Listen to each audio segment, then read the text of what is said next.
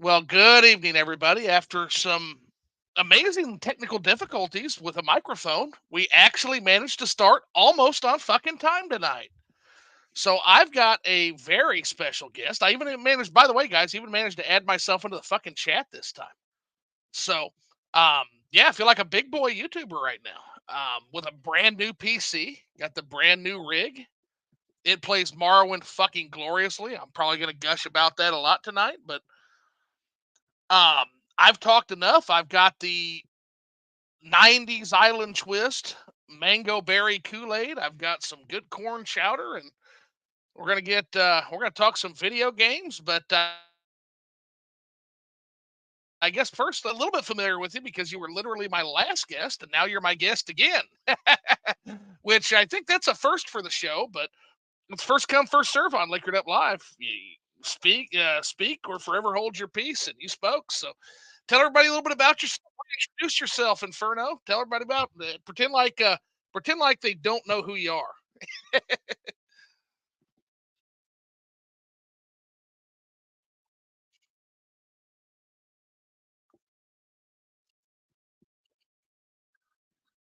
Oh, it's a pleasure.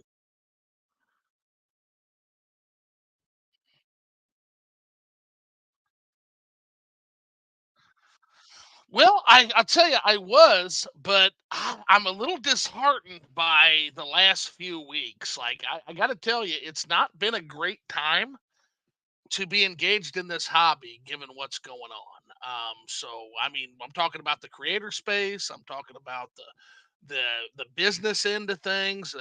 Even the fucking Nintendo Direct, like, it didn't super impress me. So be a little bit of gnashing of teeth. But you know what, guys? There's always fucking Morrowind, and that's the good news. And so it's that soul food game I always get back to. But yeah, it's I so for a little bit of a precursor for people that don't know the story, because not everybody follows me on the YouTubes.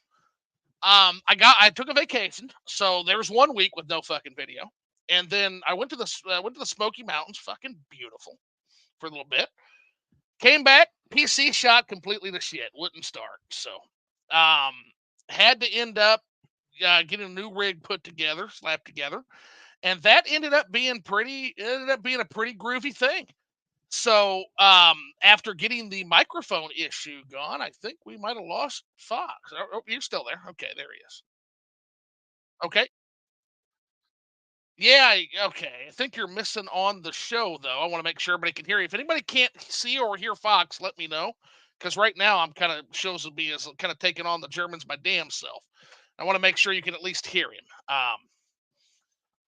And so, oh my goodness, that might be part of it. I know what we did here. It would not be a liquored up live, even if I can't see or hear me. That's because I didn't fucking, that's because I'm an idiot. Give me 1 second, guys. It would not be a liquored up live if I didn't do some kind of fucking technical dumb bullshit. So we're gonna do a share screen, and we are gonna share. It's not gonna let. Let's see here. There it is.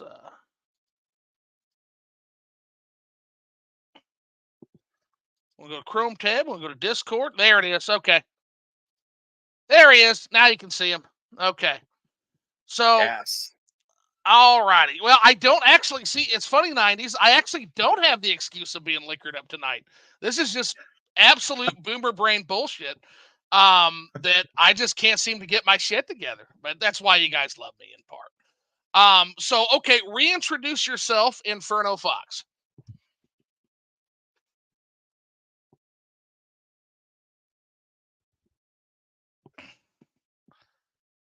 And now I can't hear you.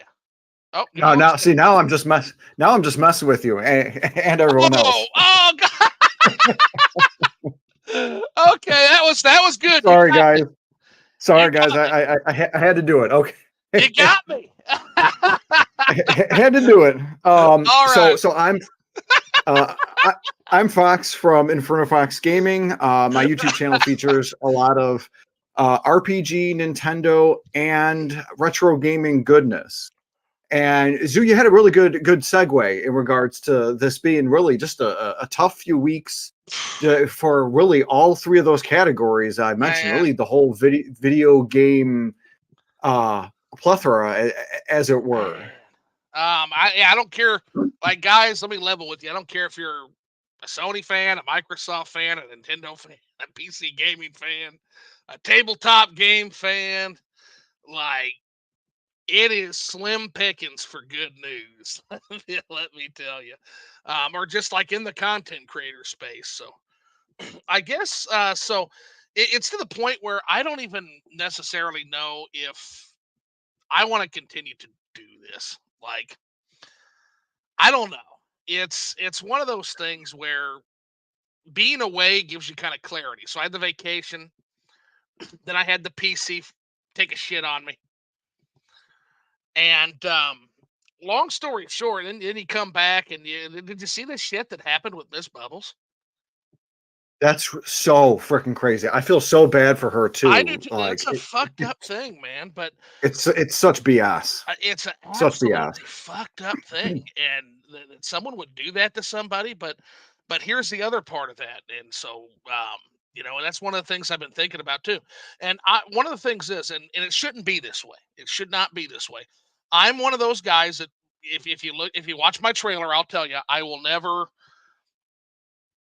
The Miss Bubbles dilemma literally kind of showed everybody what the fuck I'm talking about here.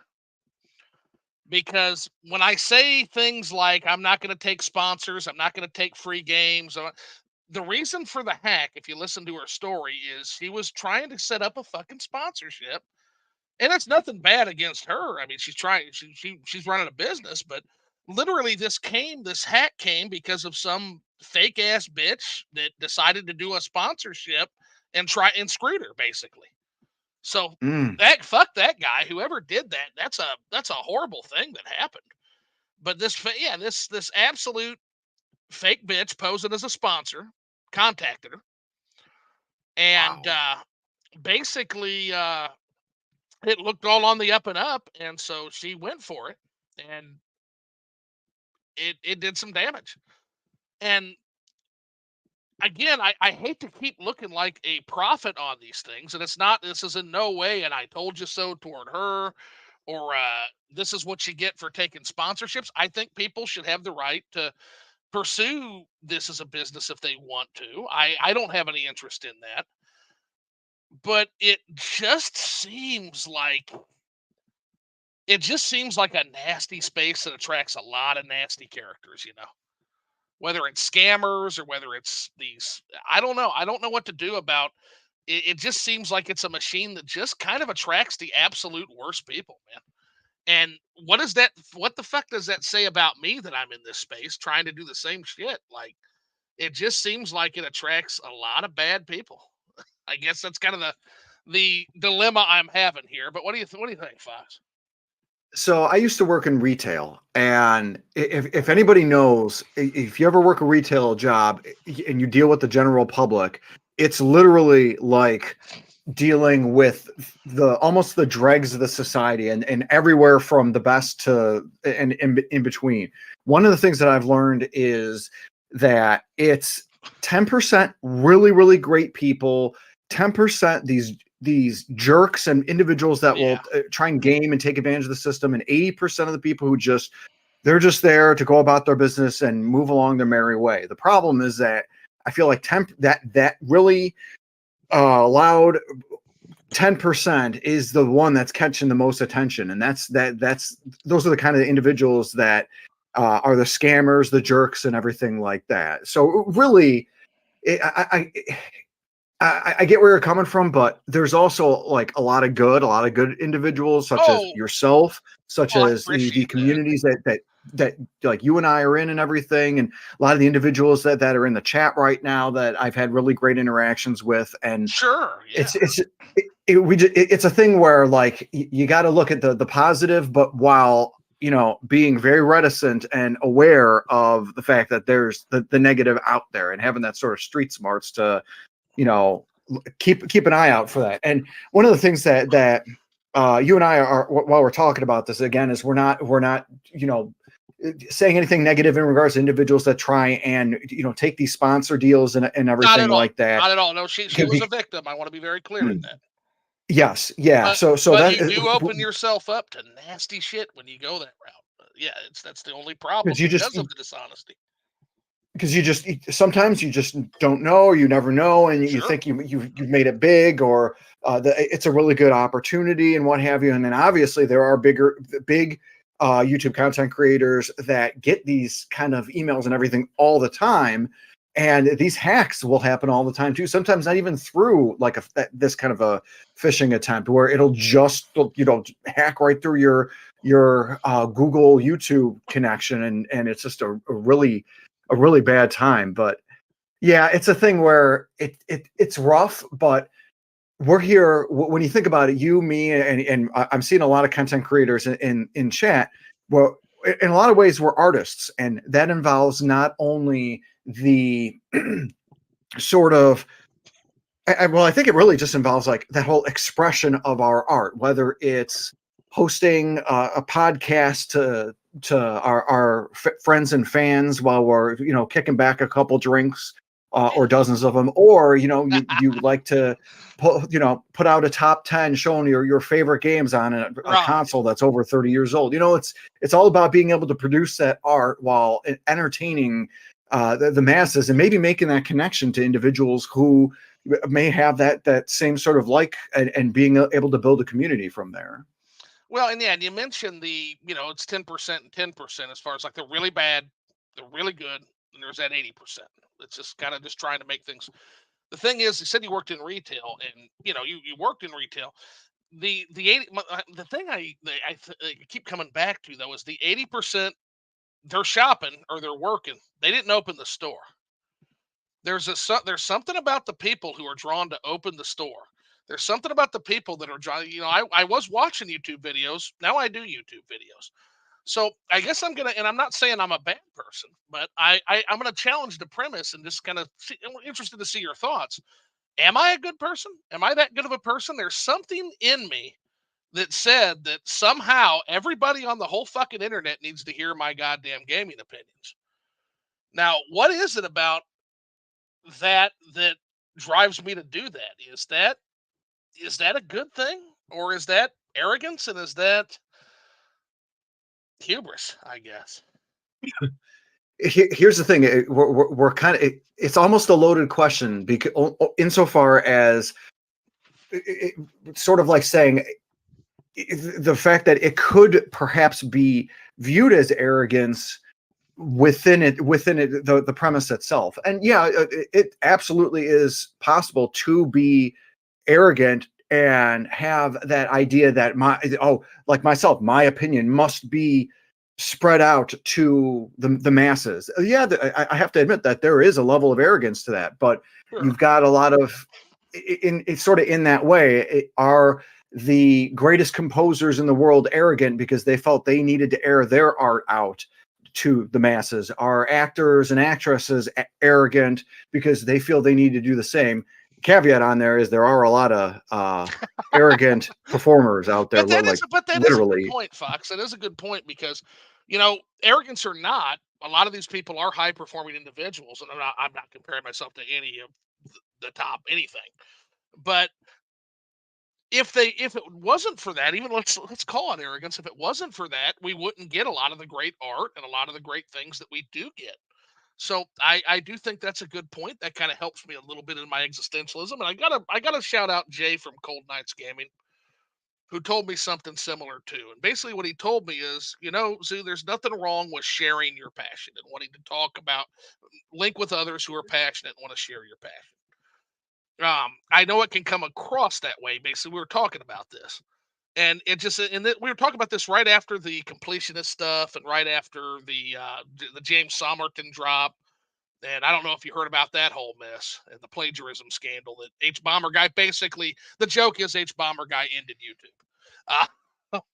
Because he showed up and basically threw about 20 people under the bus for plagiarism, which is another huge thing that goes on in the space. And yeah, and basically he was just like, yeah, there are those people out there, but there's nothing wrong with sharing your passion and linking up with other passionate individuals. Made me feel a little better about things.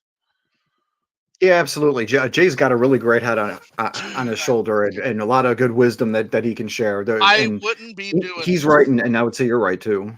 wouldn't be doing this if it wasn't for Jay. Jay is fantastic, people. Um, in fact, this whole show basically came about because he took a.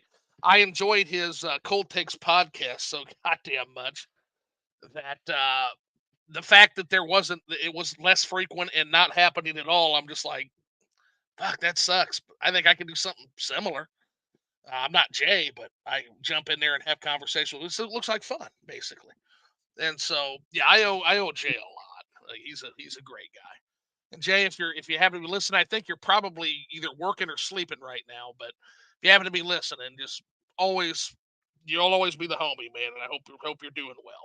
In terms of your, I know he's been having some issues, but in terms of the health issues and things like that, that's his story to tell. Follow him on Twitter. He probably saw a little bit of it, but I think we all wish him well on that. Let's get to the chat. We've been neglecting them while I have my fucking existential crisis. So sorry, guys.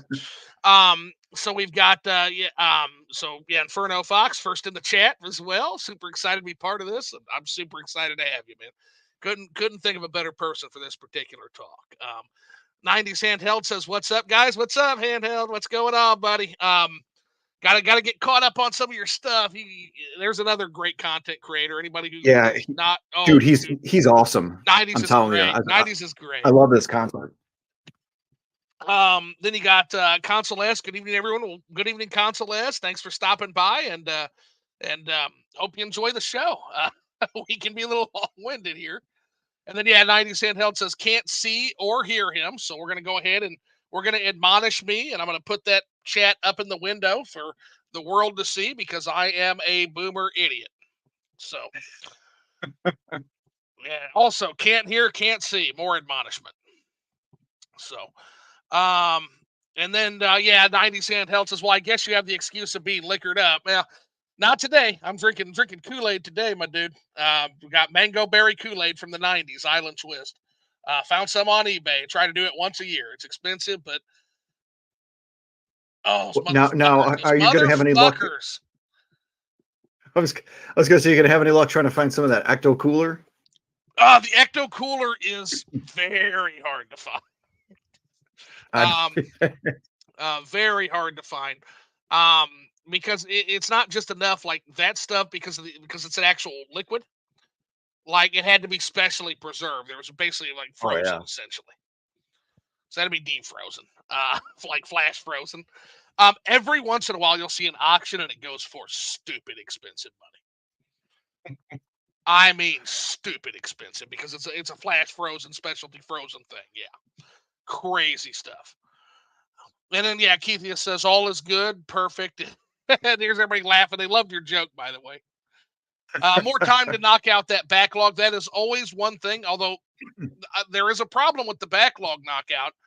The behemoth known as Morrowind has reared its head again because I made the stupid fucking mistake of saying, hey, I want to see how it runs on the new PC. Shouldn't have done that. It's absolutely derailed my backlog because now I'm back on Morrowind. But I need to get back into Trails from Zero. Yes. I'm enjoying the shit out of that, and I guess I'll talk about that real quick, guys. So I recommend anybody who likes the Trail series. Like I'm seeing some definite literary parallels. Everybody who follows my content knows I love to do this. I like to kind of relate games to other things. And as I played Trails from Zero, it dawned on me where I'm at, like, and where they probably got the inspiration from. Now, I couldn't find any actual documentation of any Japanese developer saying this, but if they told me they weren't aware of this, I'd call them a fucking liar. I'd be confident enough to call them a fucking liar to their face. And that is Portugal during World War II. That is Crossbell.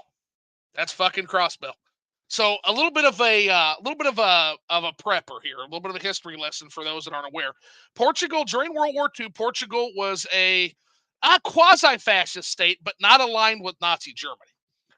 And so basically what they did, Lisbon in particular, was kind of the city, and that's what I kind of see Crossbell as. They had a very precious resource called tungsten, wolfram, that they utilize to basically maintain their neutrality. Okay. So, because this was the only place within Europe to really get large amounts of tungsten, which both the Axis and the Allied powers needed for their tanks, Portugal was able to leverage that in order to maintain neutrality and not be conquered by either side during the war. It was tense for a little while. You also had the politics because you had pro-Axis and pro-Ally Congress people and Diet members, quote unquote. You have the espionage going on, where it was like the espionage capital of Europe. Lisbon was at the time. There are so many fucking parallels from to Crossbell to Lisbon. Anybody who wants to look further into it, if you're big Trails fans and you want to see what I'm talking about, there's a great book um, called Lisbon, the City of Light in the Shadow of War.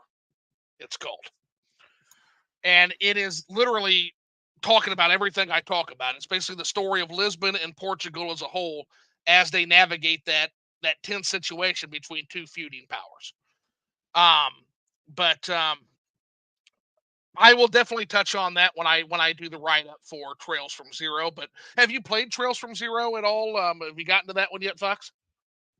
So I got through Trails of Cold Steel 1 and 2 and had started Cold Steel 3, but I own but haven't started Okay, that yet. 100%. And so you're in Arabonia right now. You're kind Yes. of you're kind of getting to see Arabonia and their side of the politics right now. It's funny too. I was told by Emily from Orbology that I started the hard way. Apparently, doing Cold Steel first, apparently it's like really slow in compared to how like Trails in the Sky and everything like that start out. Yeah. But I loved it. I loved the first. I actually liked the first one even better than the second one. I'm pretty But they were both really good games. I'm pretty excited to get to that as well. Yeah, by the way, really, really flipped my shit when I found out. Oh, that's where that name comes from. Orbology. That's where it comes from. Is Trail series because yeah, it's kind of the new emerging tech that is powering a lot of this new technological age that they're in. I got to tell you too. The other fun thing is if anybody who's read it, who's like me, is stupid enough to have read Ulysses. I also see a little bit of Ulysses too. And what I mean by that is not the characterization or anything like that, but basically it is the biopic of a city.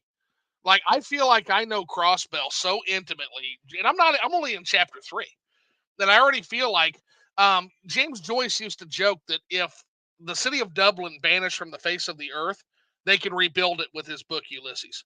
They could rebuild it from scratch because it was just such an intimate, detailed portrait of that city that by the time you've read the book, it's you'd have to travel there to get a better and live there to have a better idea of how the ins and outs and grooves of that city. And so I get a little bit of that vibe, not again, not in thematics, not in story, but just in the fact that the real character in Crossbell is the city of Crossbell and Trails from Zero. And I'm very excited to see that story continue to play out if I can pry myself off fucking Morrowind. So what One about of the things that I was going to say, one of the impressive things with the Trails and Kiseki series is exactly what you're speaking to where they're not just introducing characters and kind of sort of playing those like JRPG tropes that, you know, the whole anime girl thing or fishing and everything. It's really the whole universe building aspect of it where you're on like that particular region or a continent and everything like this. So you're really getting a sort of fourth dimensional view of the particular area each of the games are focused in. So mm-hmm. with me and Cold Steel, it was that with Arabonia, where there was a sort of a little bit of tangential referencing to Crossbell within 1 and 2. And admittedly, I had no idea anything about that because, again, Cold Steel 1 and 2 was how I started. But it was just cool to be able to have that. I bet they were bitching about the Septium. Was there anybody crying or bitching about the Septium and the prices they were charging for the Septium? I don't really remember Okay, that as much. I'd be curious Yeah. to that. Yeah, because that's one of the things they're leveraging is because the Septium is used in like the orbital tech, and this is the place to get it. Like so, They're definitely leveraging that from both sides, and very, very interesting stuff. I can't wait. And every game takes you to like a different part of this continent. So, in the lead up to what I guess in Reverie is, I'm guessing full scale war ends up happening, but we'll see. No spoilers, anybody. So, what have you been playing? One game, and that is Final Fantasy VII Rebirth. Just started that yesterday. Oh, okay, yeah. So you're part of the rest of the world who's literally playing that fucking game, um, which I can't because I don't have a PlayStation 5. Although you want to talk about the biggest thing tempting me to get a PlayStation 5 is I would love to get a PS5 to play Final Fantasy 7 Remake and Rebirth. Very, very interested. Like in one because I don't want that's one I know it's coming to PC, but I don't want to fucking wait that long. It looks so good. It looks so fucking good. And it is. It was funny. I had on my podcast, the InfernoCast, which we publish on Tuesdays, both on YouTube and Apple Podcast, Spotify, and whatnot. One of my longtime buddies, actually three longtime buddies, who uh, aren't regular members, but they were a special guest because it was about Final Fantasy VII. And since the podcast, my one buddy JJ on there, he ended up purchasing a PS5 just for Rebirth. Just for Rebirth, he did that. Yeah, I definitely think it's going to move units for sure. Yeah, more, but again, going to move more units than Sony's moving. Like with anything they're doing. Like, And yeah, I am about 10 hours into it, and it was 8 hours of gameplay that I finally finished chapter 2, because mm-hmm. chapter 1, it's essentially the demo. Then chapter 2, no spoilers, by the way, guys. Both, if you know spoilers, don't put it. Yeah, I'm not going to please give you any don't. spoilers, Yeah, please don't. And but also, if I see it in the chat, it's the one that is the one exception to I will not read your comment. I'll pretend like it doesn't exist. So don't do it. one of one of the things with this though was like 8 hours into the thing, I finally finished the second chapter. It's the craziest thing where the game starts when the team goes to the village calm, and they get the chocobos and cross the swamp and get to the cave. In the game, in Rebirth, that took me 8 hours. That's how big the world and the game and the quests and everything are. It's crazy. So my experience with Final Fantasy VII begins and ends with the Nintendo Switch original, right? And so I remember Midgar being the most interesting thing to me. I wish we got to spend more time in that city. Once I got out in the world, I almost felt like, yeah, even though it was really cool to see the greenery and stuff, it almost felt like I was just back in any other Final Fantasy game. And maybe I haven't gone far enough because basically I like the Golden Saucer. I thought that was kind of neat and groovy. That was kind of a cool area. But basically, I'm to the Temple of the Ancients, I think is where I ended up, but then I stopped for whatever reason. But one thing I will mention about the way they handle, I love Midgar as a setting. Um, for all the focus that gets put on Midgar, you're there for like a whole 4 or 5 hours in the original game. I hear that in the first game they expand that literally into a 40-hour game. And I said to myself when I was playing the Switch version, I'm like, fuck, you could spend a whole goddamn game here. Like, and there'd be ways to make it work. One thing I will mention, and I hope they preserve this in Rebirth, is the way that they show Sephiroth as a villain. Okay. And what I mean by this is it's not just his story. It's the way they show him as being just incredibly more powerful than you. So in the original game, you have you get to play a party with Sephiroth. You fight like a dragon, right? And you're doing like no damage, and the dragon is literally killing you. And meanwhile, Sephiroth is doing like 3 grand in damage to this thing. He's got in level magic. He's got full revive spell to pull you back up. Like it is just, and it's a great way to demonstrate how far you have to go and how far he is ahead of you in power level. So that's one. So they show you in gameplay, they show you. And then when you go to cross the swamp and there's the big scary snake that will literally kill your whole party. And you have to literally find that chocobo to cross the swamp. Otherwise, that enemy is way too high level. It'll just kill you. You know, I'm talking about the giant snake or serpent, right?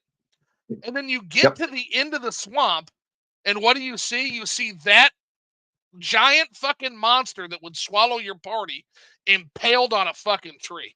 And that was Sephiroth that did that too. And I'm just thinking to myself, holy shit, they're setting this guy up to be a good villain. As far as a power level, definitely. Like, All I will say is Rebirth does that justice and then some. That's all I'm going to say. then it's doing All its I'm job. saying. Then it's doing its job. So, Oh my gosh. and by the way, guys, this is how you remake a game. You have to remake a game, but give it more and do something different with it, right? Don't just remake the same fucking game shot for shot. Like, don't do that. Take it in I was going to say.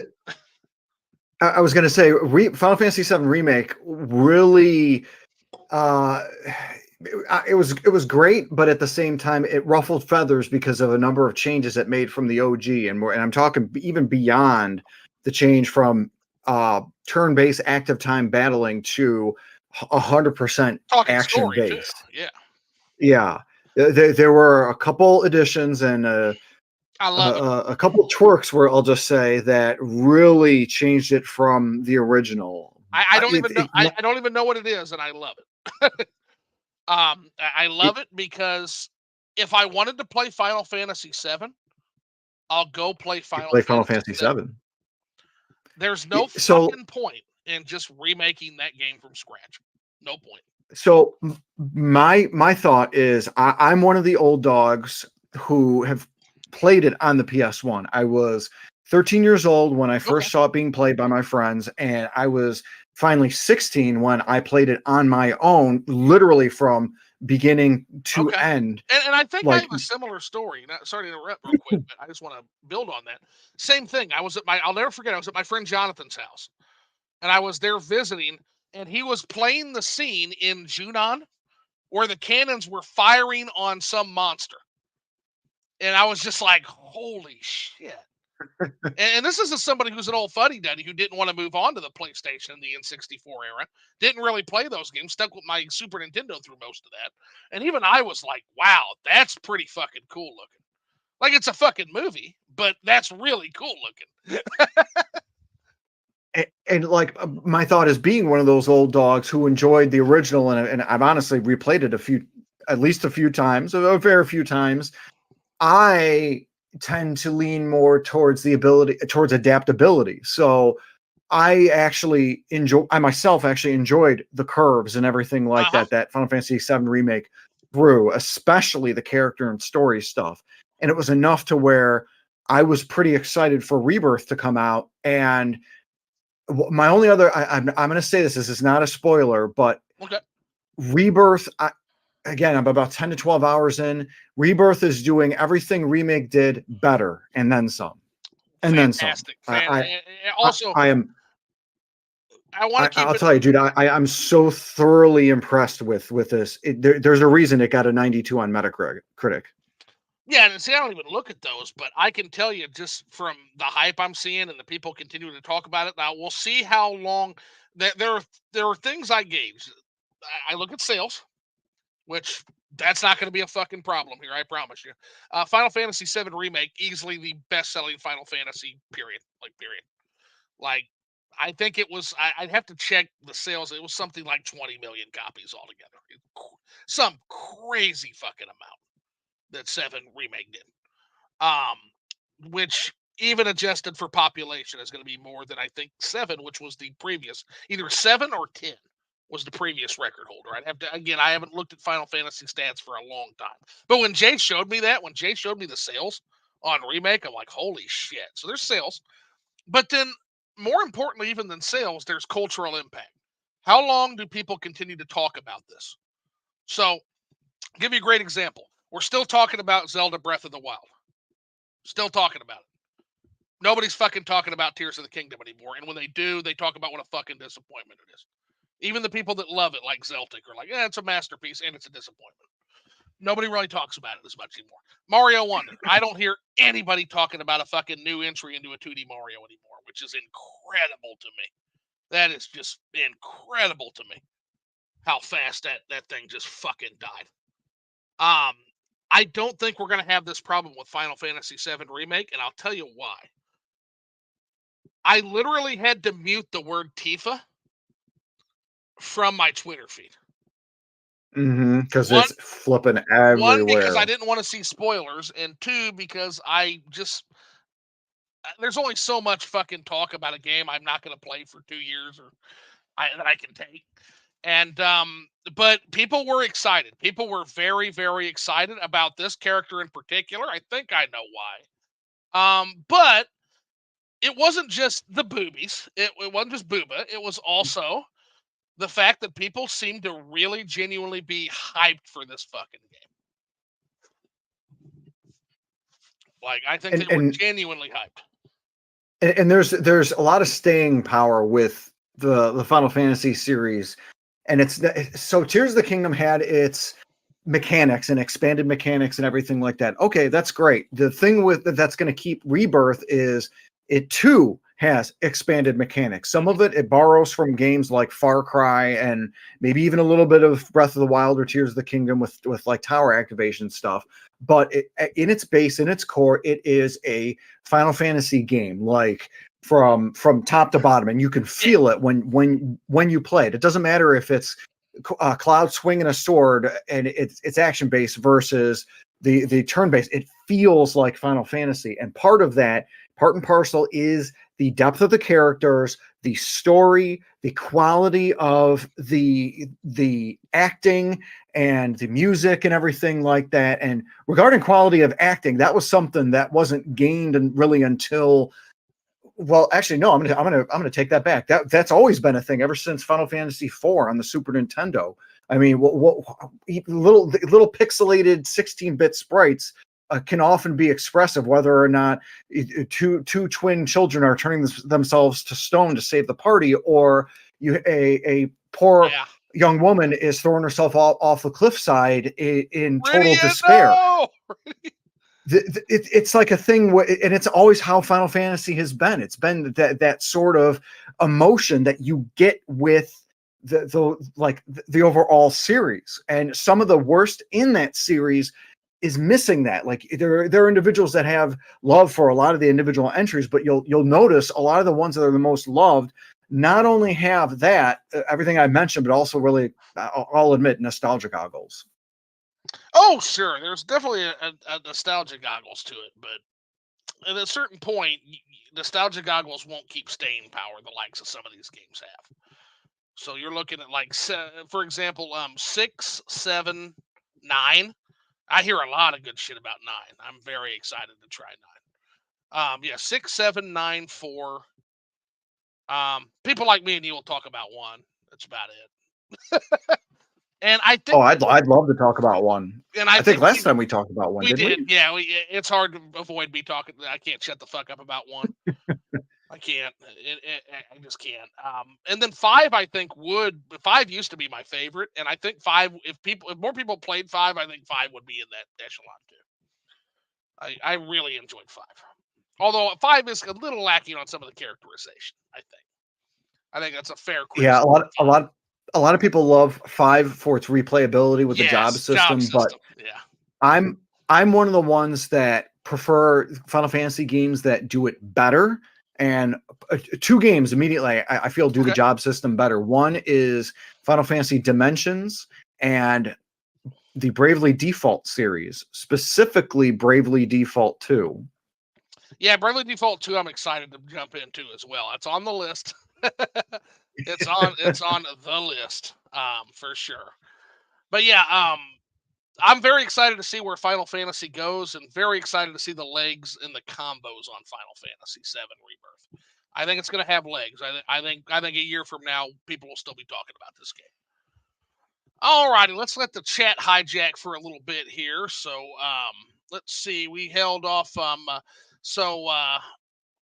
Dirty World, 90s Handheld Gamer says about the scammers. Yeah, I was having a lot of fun with scammers on my phone. Now they only call with bots. Yeah, sometimes it can be really fun with those scammers. I got a fun scammer story. Actually, so I got a call, and there was a girl on the line, and she was talking about how, like, you have to pay this bill. You have to pay this bill now, or your credits will be ruined. And and I'm just like, wait a second, who is this? And this is the IRS. You have to pay this bill now, or you will be ruined. And I'm like, okay. I said, well, hold on. I said, level with me here. Who the fuck is this really? I mean, really. And so, like, she paused and she's like, I'm your girlfriend. I'm your girl. Get fucking bent, creep. But yeah, like, literally, like, she knew the gig was up, so she just started fucking with me. And it's just like, yeah, scammers are scum, but there's nothing you can do about it. Like, except try to they're out avoid there. it. Try to not put yourself in the situation to avoid it. Which, again, good luck with that, because there's a lot of them out there, and they're very clever. um. So Keith SLG says everyone, big or small, has a voice. It's what you do with it that determines if anyone is listening. Yeah. I guess my only problem is there's a lot of voices that are very damaging, and a lot of people listen to those voices too. So, and what I would tell you about that, Keith, is if you look at proof of that, you can literally look at any history, any history of any place you want to look at, whether it's a company, whether it's a country. Um, Big voices can, you know, people listen to you whether you speak good or whether you speak bad. Um, it's more about charisma, and it's persuasion, and it's influence, and it's a science, man. And I can tell you for a fact it's a science because it's actually part of what I do. Part of my background is a trained hypnotist, and about 3/4 of that is just understanding influence and persuasion, and how to effectively utilize that, and how to basically utilize the cognitive vulnerabilities that we all have. It's nasty stuff. It's very nasty stuff, and it's a superpower, man. It'll change your life. A book I tell everybody to read. It's Influence by Robert D. Cialdini. That book will change your life, man. That book will give you superpowers. It's a literal superpower. Once you realize the 6 weapons of influence, and you understand how to use them and when to use them, change your life. So Skylar G, welcome in. How's it going? Glad you're here, and hope we're not hope the couple us couple of old men aren't boring you to tears. But I don't. I think we're entertaining enough. But hope you enjoy the show. And if you have any questions, let us know. We like to engage with chat when we're not old man rambling. And thanks, Absolutely. guys. You guys are awesome too. 90s anytime, and we're gonna have to get you on here at some point. We've been talking about that forever. Hit me up. I need to we need to do that soon. We need to do that soon. Chill Collects, what's going on? Glad you're here, buddy. Glad to see you here as well. The 90s handheld gamer greeting Chill greeting 90s, and then Rush Dog is in the house. What's up? Hey Zoo, what's going on, Rush? Glad to see you, man. Been a while. Been vacationing, and then I've had a PC wrecked, so it's been a while, man. And he says you should play Valkyria Chronicles. It has a plot similar, has a similar plot, though it's more overtly referencing World War II. Yes, I am familiar with that. I do need to play it. I need to play 4. I wish Valkyria Chronicles existed on the Switch. It doesn't, sadly. But your country has an abundance of a rare resource, though in Valkyria Chronicles, your neutral country is a lot closer to Switzerland geographically. Makes sense. That actually makes sense. 90s Handheld Gamer says, you think Final Fantasy Rebirth and Remake will come to Switch too? Could. I mean, Switch got Final Fantasy 7. I think it'll come to whatever Nintendo's next system is. I'm not necessarily still sold on the idea that it's a Switch 2. If they're smart, it'll be a Switch 2, but not necessarily sold on that. And I guess I better shut the fuck up, because I've basically been a prophet on this, as the guy who's been saying literally for years that it'll be 2025. I've been calling that for years that it'll be 2025. Literally been saying that for years. When all these other fuckaroos were saying, "Oh, it's coming out in 2018. Hey, it's coming out in 2019. Hey, it's coming out in 2020. Hey, need a Switch Pro 2021. Switch 2 2023. Switch 3 2023." How many Nintendo Prime videos have we made on Switch 2 so far? Anybody know? If you add up Nintendo Prime and RGT85 Switch 2 videos, I think they probably cost you guys having the Switch 2 probably 3 years just by themselves. Because my joke is See, every time RGT and Nintendo Prime mention the Switch 2 in a video, it's another 3 days. That's so the joke. it's funny. It goes back to the old adage, what's the earliest profession, and that profession isn't going to be a profession unless there's a market for it. And Switch 2, in this instance, that sort of news sells, and RGT and Nintendo Prime and everybody else, they know it. They know it. They believe it. They'll release it because they're not stupid. They know that people are going to be doing the clicks and everything like that. Oh, 100%. And you wonder if you're a good guy or not. I know you wouldn't do something like that because I get the feeling you like to produce evergreen content based on your own voice, opinion, your own sort of breadth and everything like that. And you get the opposite. You get the sort of like those influencers just putting out content for content's sake. That's kind of the other end of the spectrum there, you know? Well, I have two things. Yeah, the first is that if I'm being completely honest, I like to be right. Like I RGT85, I know RGT85 well enough to know that guy, and that guy's at least honest about it. That guy will literally tell you, no, it's just for clicks. I just want your clicks. Like I don't care. You can think I'm a clown all you want. I'm a clown that's making bank. So you can think whatever you want. I'll paint my face and I'll laugh all the way to the bank. That's RGT85. I don't know Nintendo Prime as well, but he seems like a really cool dude and a real chill dude about things in general. And I think he's probably of the same mindset, which is, hey, you know what? I'll paint my face and dance around for you if it pays for my family, and they do a good job of that. Me, because and part of this is that I don't do that. I look at this as making hobbyist videos on YouTube. It's the way I'll always look at it. And so I have an interest more in being right and in testing. And what I mean by that is not just right for hubris's sake. That's not what I mean. Um, so again, from the hypnotist perspective, everybody always likes to think of themselves as being rational 80 to 90% of the time and being irrational that 10% of the time. And the hypnotist knows that's bullshit. That's not true. You're actually irrational 80 to 90% of the time, and you're only rationalizing your decisions after the fact a vast majority of the time. Okay. And what I mean by that is so in a world where we all exist in our own reality and there is no shared reality, not really, there really isn't. We can say there is through science and other means, but even they argue. So, in a world where we're all siphoned off into our own perspective, our own reality, how do we know what's true? Well, how do we know what's true is if our lens on reality predicts. Okay.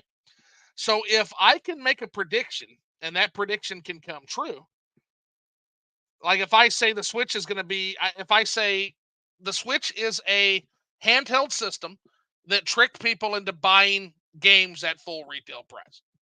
I've held that position for a long time. I'm not bad mouthing Nintendo about that. I think it's brilliant because they do add the value proposition of on the go gameplay for games that ordinarily wouldn't be able to be on the go. That's what the Switch did. But I noticed early on that this was a handheld and this was going to follow the handheld trajectory. Handheld trajectory comes out mid life cycle in its competition. And what I mean by that is so when PlayStation 5 is at their halfway point, that's when you would see you would traditionally see a Nintendo handheld come out. They're kind of the off year. They kind of launch off in the off cycle.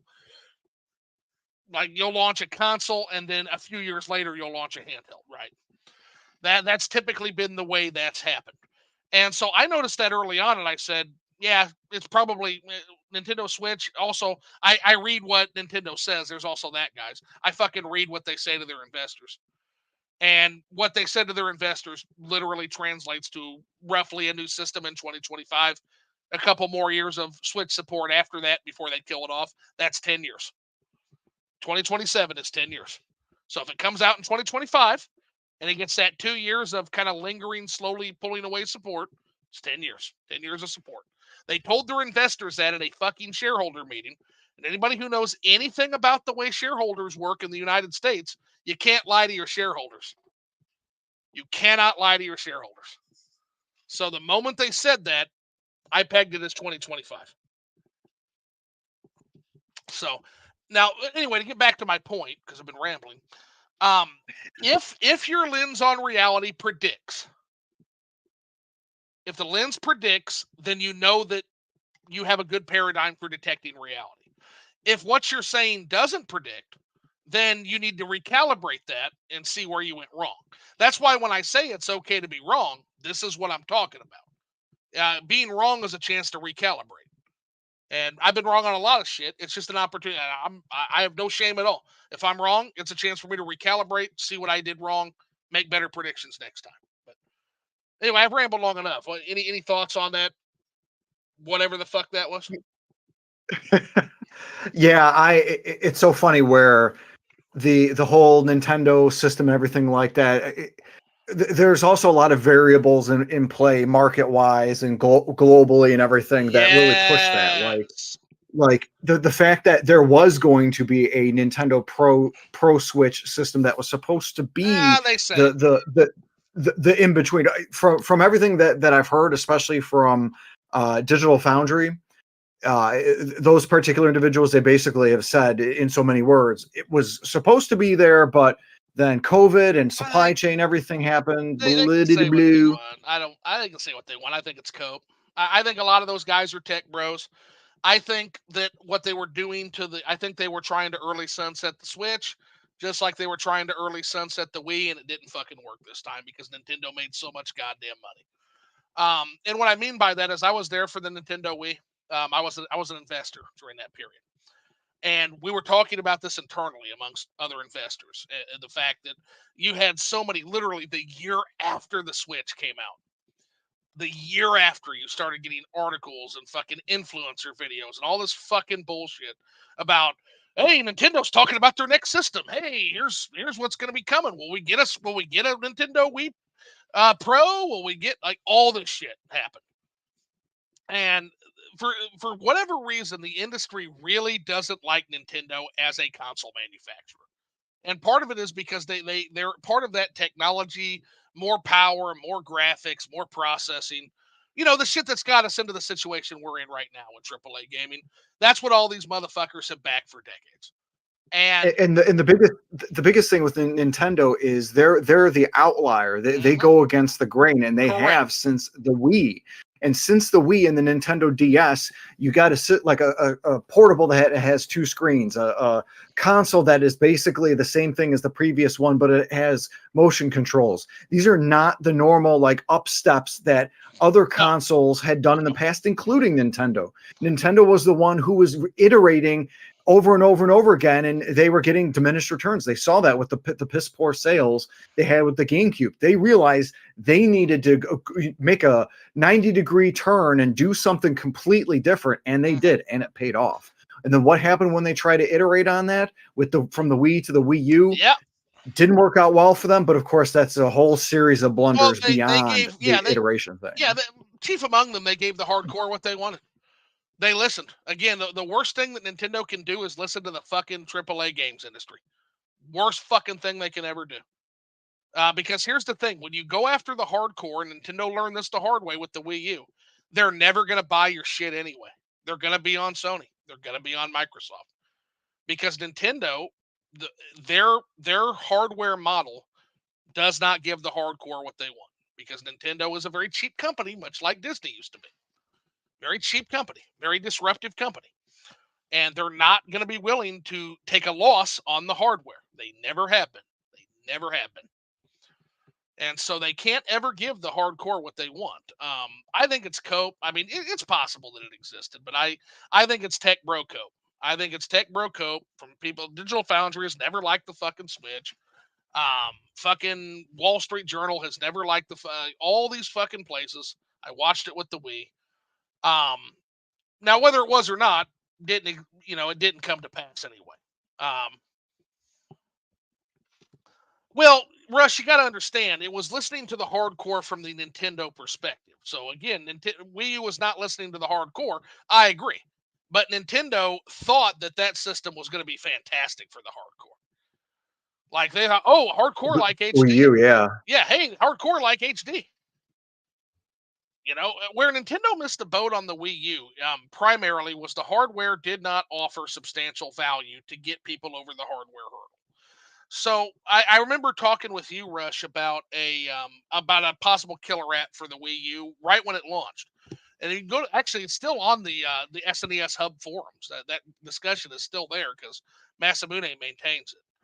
And basically, yeah, I did. I saw the Wii U marketing. It was terrible. That was part of the problem. That was part of the fucking problem. That agreed. But one of the problem is you've got the hardware, and Nintendo missed the boat because, and part of it, I think we've had this discussion where I think it was a Japanese-centric perspective. They were looking at the TV as the center of Wii U marketing was 100% targeted to children.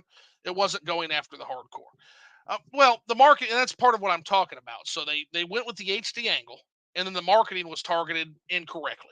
So that's all part of the problem, but they were never going to get the hardcore is what I'm talking about. So look at a system, look at Wii Sports. You look at Wii Sports, and that's the game that sold so many, like 70 million fucking Wiis it sold. And a lot of people have the wrong idea about the Wii Sports. People are like, oh, it only sold that much because it was a pack-in. Wrong. Absolutely wrong. Say the same thing about Mario Brothers, where you say it only sold because it was a pack-in.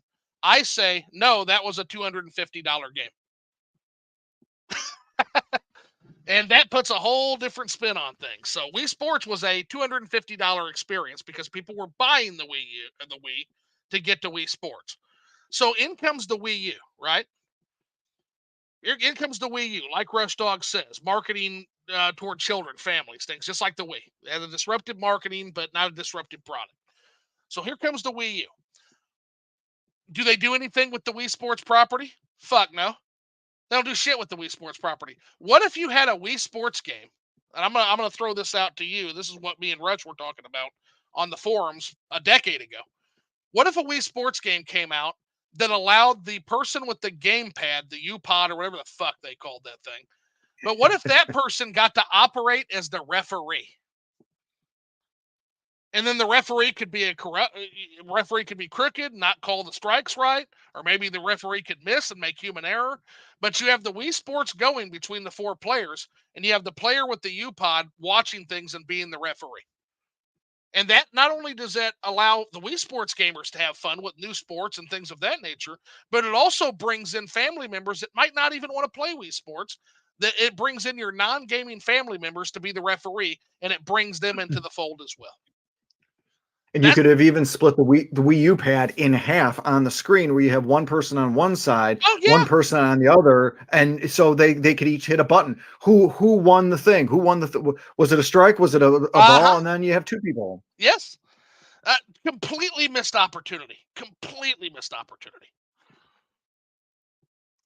Yeah, and one of the things that was so funny. Miyamoto, from what I've heard, Miyamoto did not want Wii Sports to be a pack-in title with the Wii. He didn't want it. It was what a fucking shocker.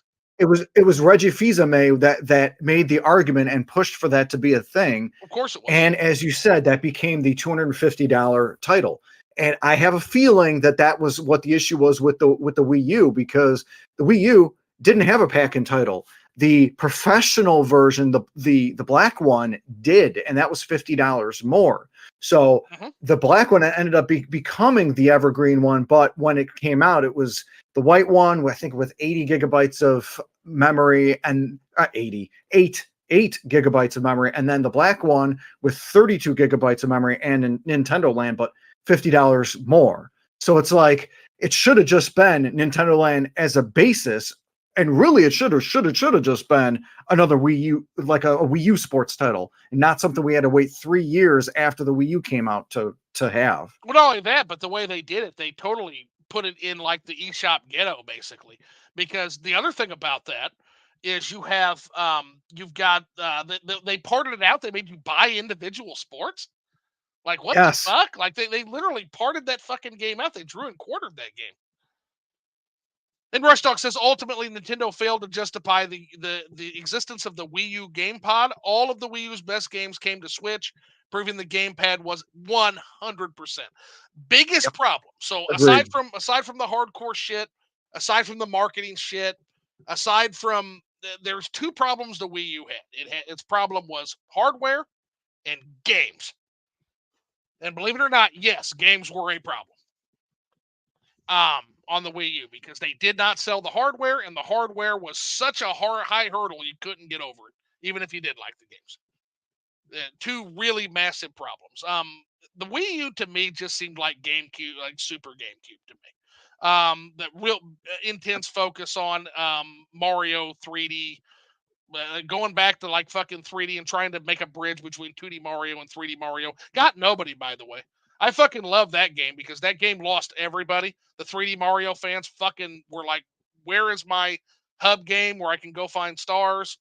The 2D Dude, Mario fans. that's one of the best 3D Mario games. I was thrilled when it finally got ported to the Switch. I Yeah, like Bowser's it. Fury is good. Fury is good, but Still 3D haven't World played that itself one. is excellent. So It's excellent. so it was excellent, but let me give you some critiques on that.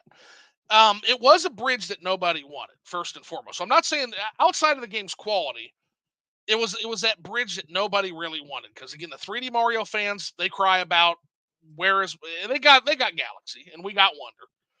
But when I played that game, I thought the music was some of the best music in the series. I love the music. Absolute earworm tracks on that thing. I really enjoyed the level design. I thought it extraordinarily clever level design. But the problem I had with Mario 3D World is the same problem I've had with Mario for a long time, and that is that Mario there's no world coherency. So I'm in a snow world and I select a level and I'm in an African savannah.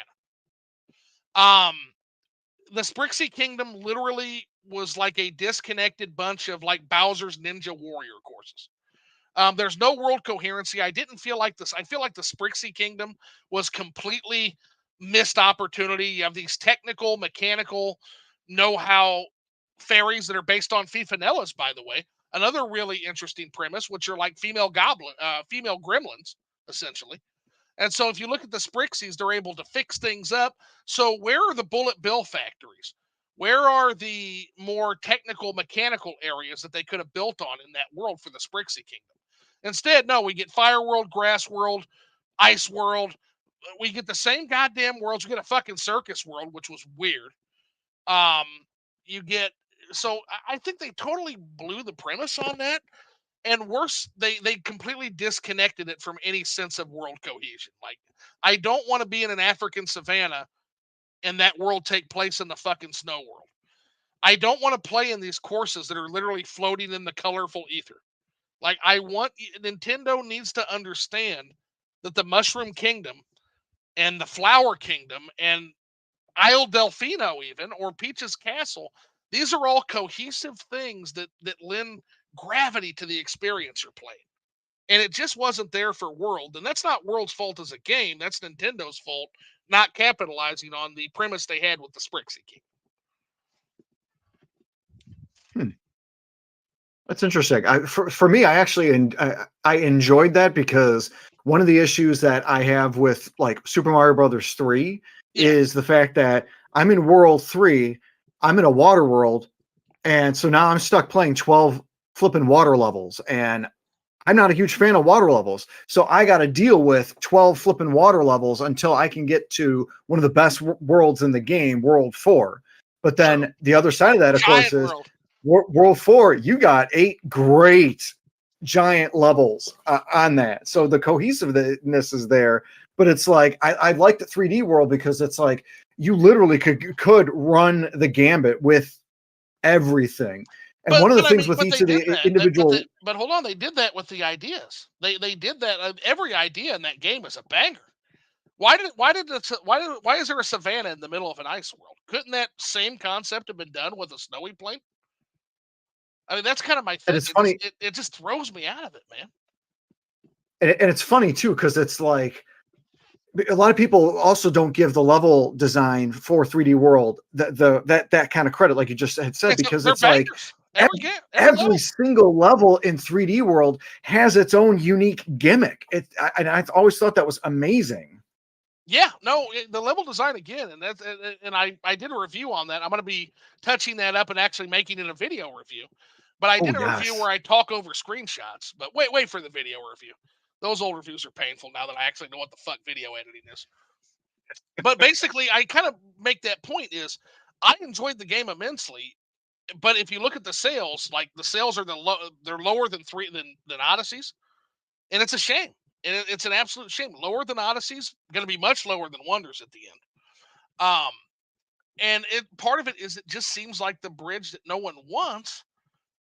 But I don't believe that. I think that Nintendo might, if Nintendo polished this up and gave some cohesion to it, I really feel like Nintendo could have 3 Mario camps: the 3D camp, the 2D camp, and the whatever the fuck that is camp. And full disclosure to the chat, never played Bowser's Fury. Still haven't played Bowser's Fury. I need to. It was good. I will say it was good, but I still have a soft spot for 3D World, and Yeah, that's me. well, and the thing is, like, I was far more interested in 3D World than I was in Bowser's Fury. Bowser's Fury to me seems like a tech demo for something they might do in the future. Like, I Yeah, I was I there I keep for 3D hearing World. that. Like I keep hearing that, but nothing. So I Like guess my nothing. question, so what would you think of that? Given what you just said, would you be interested in that, or would you rather them stick to kind of the hub world for 3D Mario? And again, I have no fight in this. I only became a 3D Mario fan with Odyssey. So I know are a 3D Mario fan. So what do you, as a 3D Mario fan, what direction would you like to see the series go into? My simplified one word answer is yes. Doesn't matter what they do. I know that they know what they're doing. If Hayashita's they're going to gonna, give me that yeah. that sort of hub world, I'll take it. If they're going to give me a game like 3D, like Super Mario Brothers 3D World, I'll take it.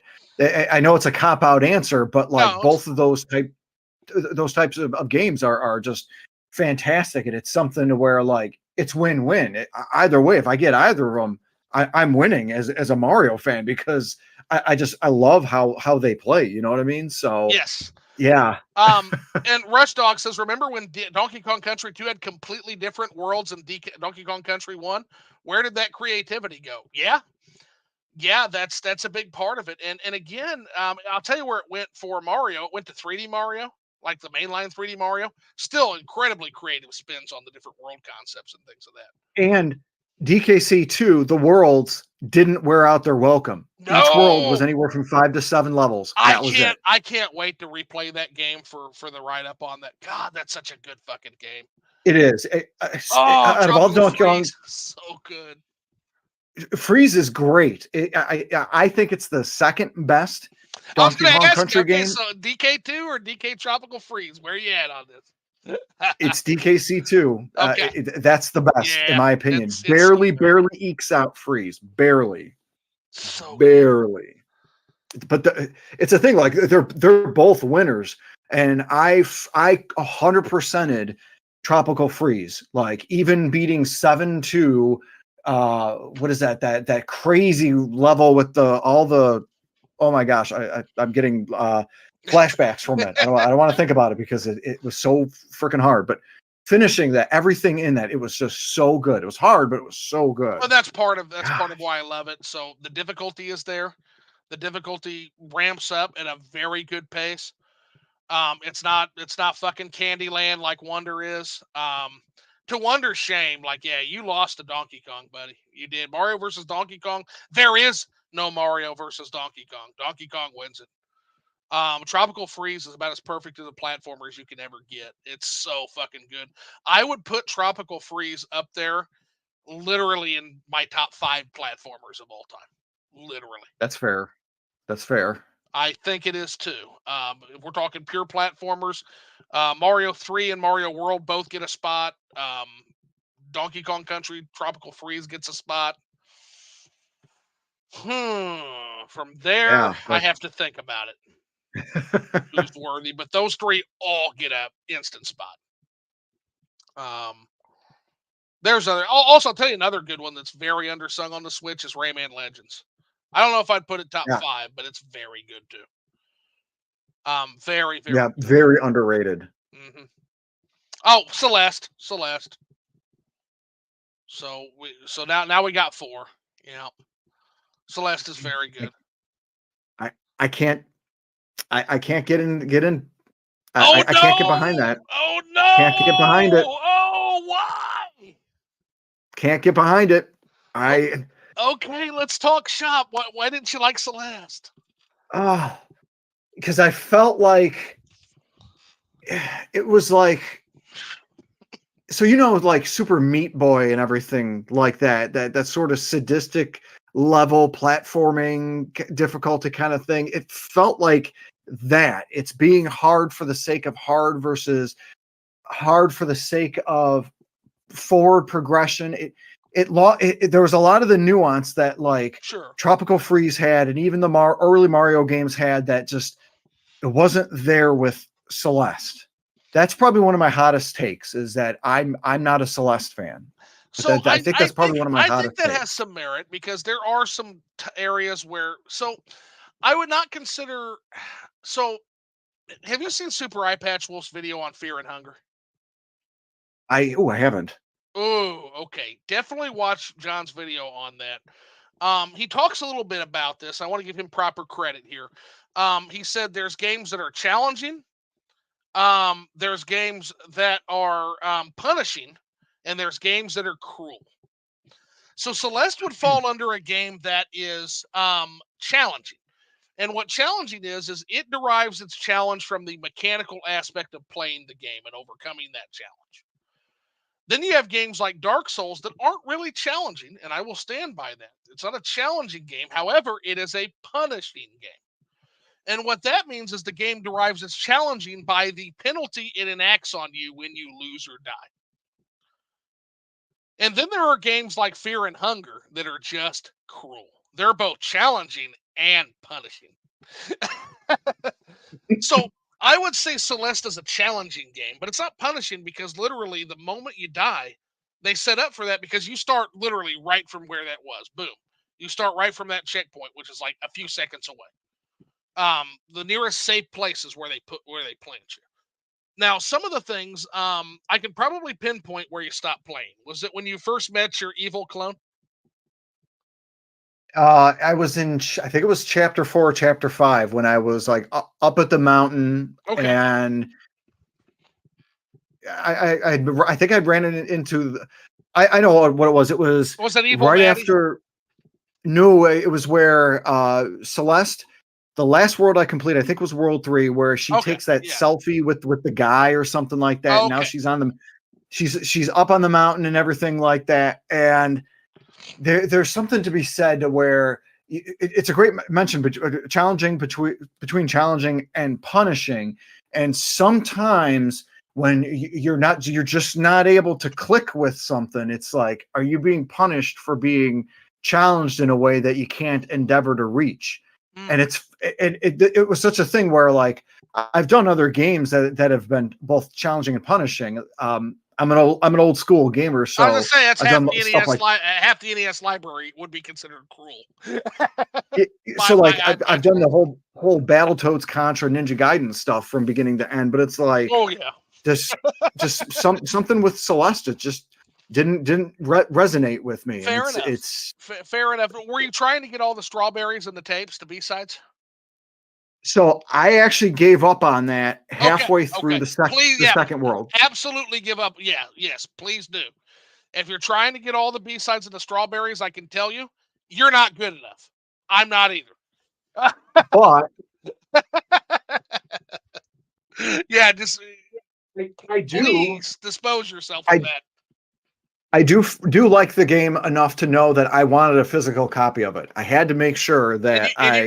got believe it or not, a hot take, you got the good physical copy Yep. because I like the shiny box that Limited Run put out, but that box right there, that is poggers, man, as the kids is like to say. And just like the whole story itself that the game has, everything that I've heard about The it, story's and very, again, very touching. It's a very good story. and especially the whole duality between her and her dark self, Yeah, just even that is amazing. yeah, absolutely. Yeah, no, and again, I don't want to spoil it for people who haven't. If even if you can't hack it to play the game, watch a let's play of it. It's very moving. It It is a is. journey of self discovery that is worth experiencing. 100%. Yeah, totally 100. Absolutely. Absolutely. Um, so yeah. Then we got the other part of that news, which is actually let's get back to the chat. Let's let them hijack for a bit. It's been a little bit. So let's see. So we talked about Valkyria Chronicles, last one. Okay, so Rush Dog says it's too early to say that Final Fantasy Rebirth will have a stronger legacy than Tears of the Kingdom. I don't know. Everyone was hyped for Tears of the Kingdom and talking about it on release date 2. Let's give it at least 6 months. Yeah, we'll give it 6 months. That's Fair. fair, Rush Dog, because if it gets 6 months, it will have surpassed Tears of the Kingdom's fucking legs. It will 100%. That game fucking died 6 months in. Um, First Final Fantasy I played outside of 1 was 15, and I enjoyed it quite a bit. So, Skylar, my only experience with Final Fantasy 15 is through John's Eye Patch Wolf's Final Fantasy review, and I understand that he missed quite a bit on that, and that there was some problems with that one. So, um, Professor Noctis, anybody who follows Professor Noctis or the Well-Read Mage, I would love to get Eye Patch Wolf and Professor Noctis on a stream here. So open invite for both y'all. Trying to work things out with one of those individuals, and I'm going to invite the other one as well. Um, but I'm in talks with one of those two. To eventually get them on, we just got to find the time to do it. The other one has an open invite to come on. I would love to have them hash out their disagreements on Final Fantasy 15. I think as an outsider, I think that would be fascinating to mediate, because people have strong feelings on that. Professor Ooh. Noctis, and by the way, look up Professor Noctis on Twitter if you don't already. Everybody in the chat, go follow Professor Noctis. Professor Noctis wrote a thesis on Final Fantasy 15, and it made him a doctor. Check him out. He's cool. He's cool people, man. He's very cool people. He's got a fantastic series on Final Fantasy VII and the Kabbalah. And I also want to shout out a new channel that just started called Gameologica. If you like my content, guys, if you like the kind of the more cerebral, they do it in a far more academic way than I do. But if you like the idea of exploring games and the ludology of games and the things that inspire games, you'll love them because they dive really deep into the mythos and mythologies that inspire our favorite games. And the channel is called Gameologica, and it's an effort that's helmed by like the well-read mage, which is another great Twitter guy that you should check out if you don't already. I'm gonna have both of them on the cast at some point. They know they've got an open invite. Again, it's just trying to get find the time because we're all fucking busy these days. Have you heard of have you seen Professor Noctis, Fox? Have you had an opportunity to see his stuff? Only like one or two things myself, but like really smart stuff. And I'm all for giving positive vibes, positive feedback for Final Fantasy 15. I think it gets done a little more dirty than it deserves. That's what I hear. That's what I hear. Because yeah, again, my only experience, I remember watching Eye Patch Wolf's video on it and be like, "Wow, that sounds like a piece of shit." And then every time I go to Twitter, there's all these people, and anytime that review comes up, like people are like, "Oh no, Eye Patch Wolf did that game dirty, man." Just like Caesar said that he did Shenmue 3 dirty too. So I don't know. Sometimes John has some video game. Keep in mind, John is a fan of Fear and Hunger, so he got a very special taste in games like me. So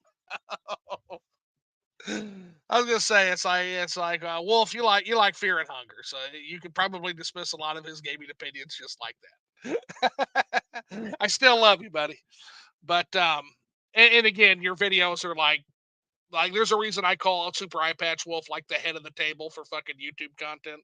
If you've never seen an Eye Patch Wolf documentary, go watch anything he makes. Go watch the wrestling shit. Go watch the anime shit. Go watch the gaming shit. It's from a video maker standpoint, gold standard stuff, guys. Absolutely. Um, one of the first YouTubers I really got into was Super Eye Patch Wolf. Just the art of making videos is he does it about as good as anybody I can think of. Anyway, so Rush Dog says, good to connect again. How was your vacation? Go anywhere cool? Yeah, spent some time in Chattanooga and some time in the Smoky Mountains and got to explore underground Chattanooga, like the underground city there, which is really, really cool. Basically, they were actually trying to build like cities in the underground underneath Chattanooga at a certain point in history, and that's a whole other thing that I look forward to doing some writing about. It's a really cool place, and the cabin in the Smoky Mountains. If nobody's ever done it, take some time, disconnect, turn your cell phone off, get out in the wilderness. Take your Switch. Don't be totally bereft. But it was a great fucking time, Rush. It was a good time. Rush Dog says there was never a Switch Pro. Switch Lite launched before the pandemic, and Switch OLED launched mid-pandemic. Yeah, um, yeah. I think some people would. I think some people would argue that those were that basically the OLED in particular was a pare down of a Switch Pro because of that pandemic and the parts shortage and things of that nature. I think it could be argued that, but I'm inclined to agree with you because I think the whole thing is tech bro cope. So I'm inclined to agree with you, but I also want to present the other argument because I don't think we can be sure. We can just have a very strongly held opinion, which again, my strongly held opinion is it's fucking cope, but I can see the argument the other way too. I certainly can for the people who have wanted the Switch to die from day one. So they kept because that's the thing I asked Nintendo Prime because Nintendo Prime had a post where he was basically talking about like, man, I get a lot of hate for the Switch 2 content. I'm not really sure why, and I'm like, well, let me try to give you a good faith interpretation on why some, especially Nintendo fans, might really be mad about that. When you think about, I'm going to pose a question to the chat and to you, InfernoFox. I'm going to pose a question. How many sales do you think the constant speculation on a new, more powerful Switch, whether it's a Pro, whether it's an upgrade, or whether it's the Switch 2, over the last 6 years, because believe it or not, it has been 6 years since Rich from Review Tech put out the first Switch Pro video.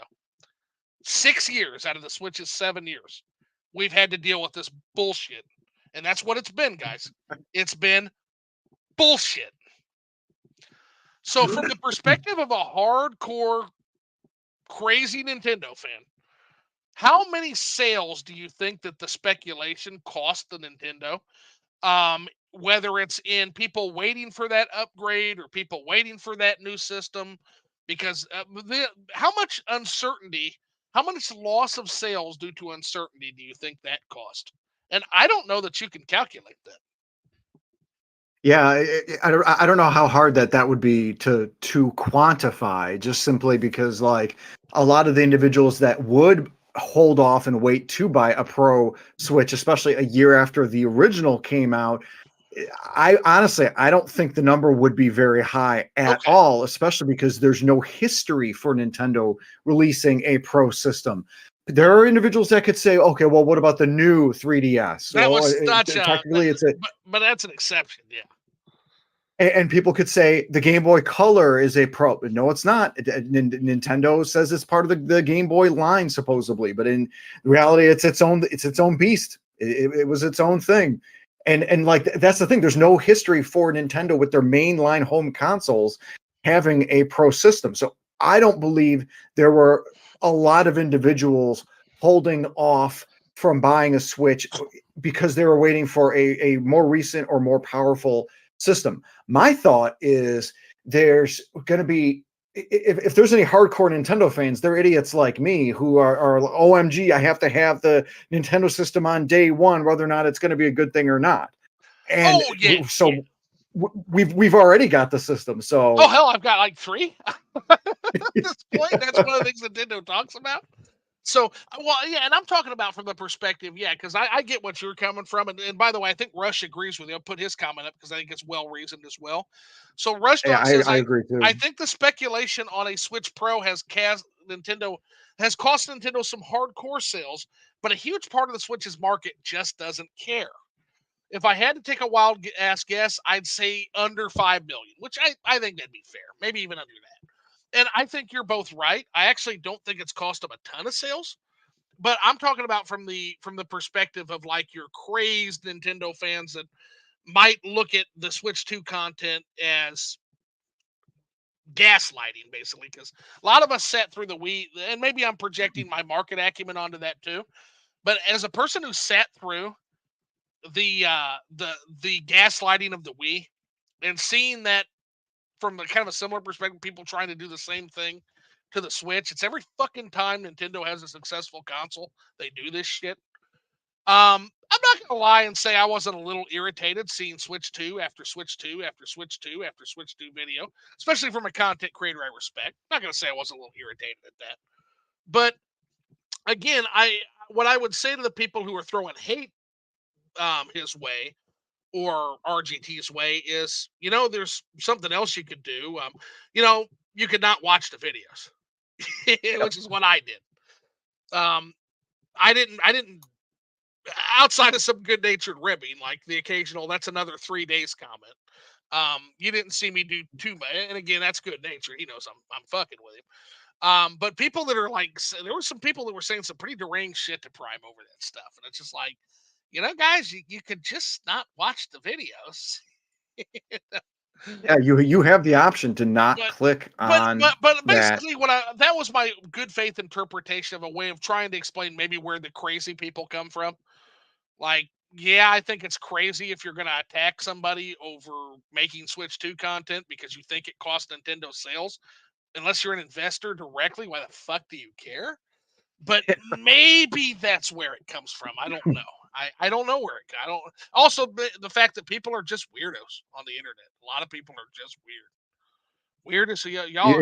I love y'all, but some of y'all are weird as hell. Not the people here though. I love you, but And I still feel like it's that vocal minority, that very, very weird vocal as hell. minority, you know? Well, yeah, I just posted. I just posted. I got I got a dude who literally came back from he came back from the fucking Twitter dead to like fucking come and comment on a thread that was like months old, like where I just destroyed this guy, and he just comes right back. He's like, "Yeah, get off Nintendo's dick, bro. I can't. It's in your mouth." Like, sorry. Like, hard for me to ride Nintendo's dick when you're already busy with it. They ram that right down your fucking throat. That's why they're beating your console's ass in sales. But that's what I do. I mirror energy. So if you're going to come in and tell me hop off the dick, I'm going to give it right back to you. And so that went for a little while, but this was back in October, bro. And so now he shows up again. Like, imagine this guy. Imagine this guy's life where he rolls out of bed, right? This fucking guy rolls out of bed and says, "You know what I'm going to do? I'm still so mad. I'm mad about that thing that happened in October with this random stranger, this internet ghost. And I'm going to go back and find that thread. And I'm going to try to bully this guy again and get bullied back." Like, I just want to try to climb into the head of a cat like that, you know? Like, what does it take to literally roll out of bed and pick a fight that was done months ago? It took him this long to think of the perfect comeback. Well, he should have thought longer. Yeah, he should have I mean, thought come longer. on. In the age of Chat GPT, you could get Chat GPT to write a good comeback for you. Come on. Think smarter, not harder. Yeah, just if you're gonna do that, like, but yeah, it's like, yeah, I'm gonna go. I'm so mad. I'm gonna go and I'm gonna fight with this guy that doesn't even have 300 followers. Like he made me so mad because he said that Switch is goated. Like I don't know where these internet tough guys come from. Um, but never change because you're like a pet to me. I'll put you on a fucking leash and I'll just parade you out in front of everybody. I'll cross your name off. I'll do you the courtesy to do that. I'm not gonna throw you because this guy had like 5 followers.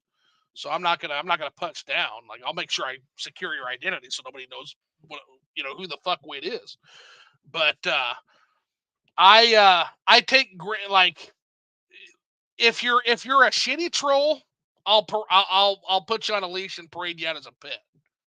If you're an epic tier troll, you'll make it into my bio, and I have had a few of those. Like every once in a while, I get called something that's good enough to put in the bio, but that's few and far between. Most people just don't have a good banter game. They just don't. Like this guy literally devolved to be like, "Oh, are you a real person?" Yeah, you're right. Yeah, yeah. Actually, I am real. So congratulations. Now you can drop your imaginary friends. Yeah. You met a real person. Good job, guy. So, but yeah. So I think you're right. Ultimately, I think that most of this is like 10% of weirdos. Most people are pretty decent, but yeah. Yeah, it's a thing where people have the ability to be decent and good towards one another. It's whether or not they're going to act on it. And it's like we can't expect everybody else to do that way, but we ourselves can control ourselves and at least own up to that. Yeah, I mean, again, I would never claim to be a perfect person at all, but God, I'll tell you, some of these people, Me neither. Me neither. I some am of these, far from perfect, my friend. some of these internet trolls make me feel good about my life. I'm not gonna lie. Like it's kind of a compared to what, like, man, I wish you the best. I wish for you to be in a position where you're not doing this. That's what I wish for. Like I wish Uh, I want you to Unless it roll out of brings bed them one joy. day and yeah, I want you to roll out of bed and go out and look at a beautiful view of Venice. That's what I want you to do. Because if you have if you can world travel, if you can go play some good games, read some good books, go on a good hike, talk to good people, you're not going to be mad at somebody stating an opinion on their own Twitter page. Like it's just incredible to me. But yeah, so yeah, the fun side of the internet. So I don't know.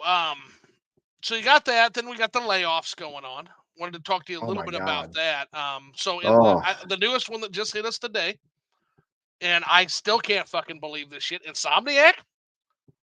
Are you fucking kidding me right now? I mean, they only did just release Spider-Man 2, which sold millions. I mean, it's so obviously they're going to have layoffs. Their game only sold millions upon millions, right? What the fuck? And it's frustrating for me because I was a victim of the tech layoffs last year. I won't specify the Oh, company, jeez, I'm sorry, but man. but oh no, thank you. But like I personally know how it feels to be in that position.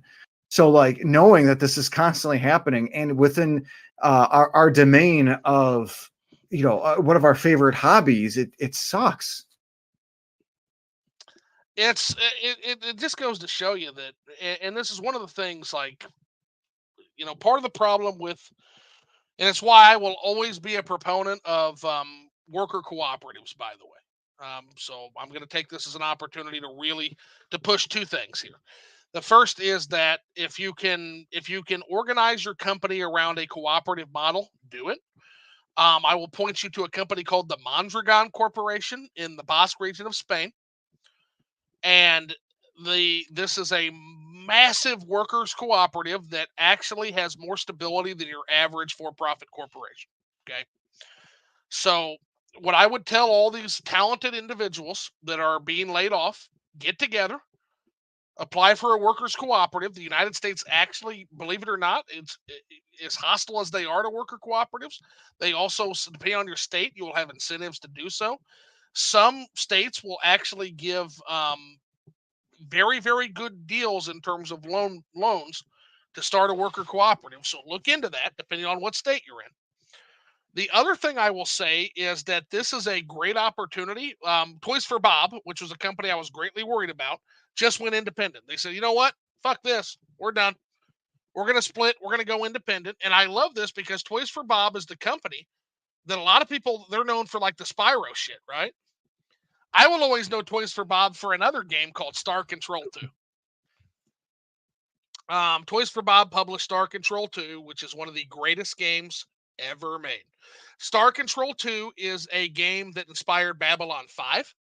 Star Control 2 is a game that Mass Effect literally just ripped off. And I'm not making that up. Go look at interviews from Ray Mazuka and Steve Zissou. They'll tell you. They just ripped it off. They literally just ripped it off. The Protheans, the Reapers were the Urquan. The Protheans is the ship technology, the high technology that you find on the planet. That's your mothership.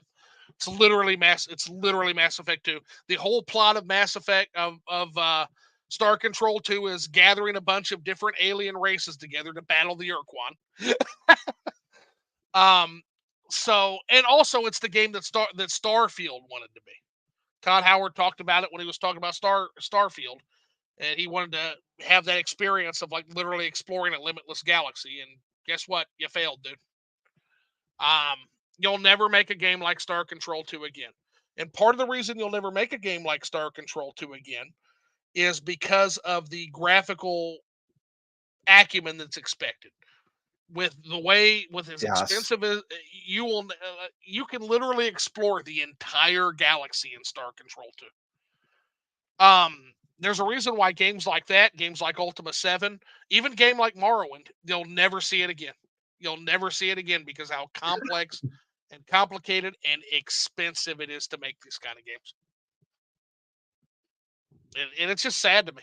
But there's opportunity, and those layoffs, as brutal as it sounds, and I know it's hard. Get together with other people that have been laid off. Form those cooperatives. If your state has the ability to take advantage of loans, do it. Become the next Richard Garriott. Become the next Todd Howard before he lost his fucking soul. Um, My whole thing, my argument would be also if you were in the games industry and you got laid off, take the time, reassess your own situation with what you want to do and decide and weigh how much it is to continue to be in an industry where stability is not really part of the overall paradigm for having that sort of job security, and against something to where maybe you could get a boring 9 to 5 job, but it'd be something more consistent and stable. yes. Is that was sort of something that I had thought of after what happened to me, and I ended up going with the latter and taking something that is a far more stable position. And I mean, I'm happier insofar as I don't have to worry about that again. Hopefully, again, knock on wood, because of course no company is infallible. Although again, I really like the sort of co-op that model that you're describing with companies and everything. That could be the best situation of all. Yeah, and it doesn't mean you'll stop game development. Again, game development becomes a side hustle at that point.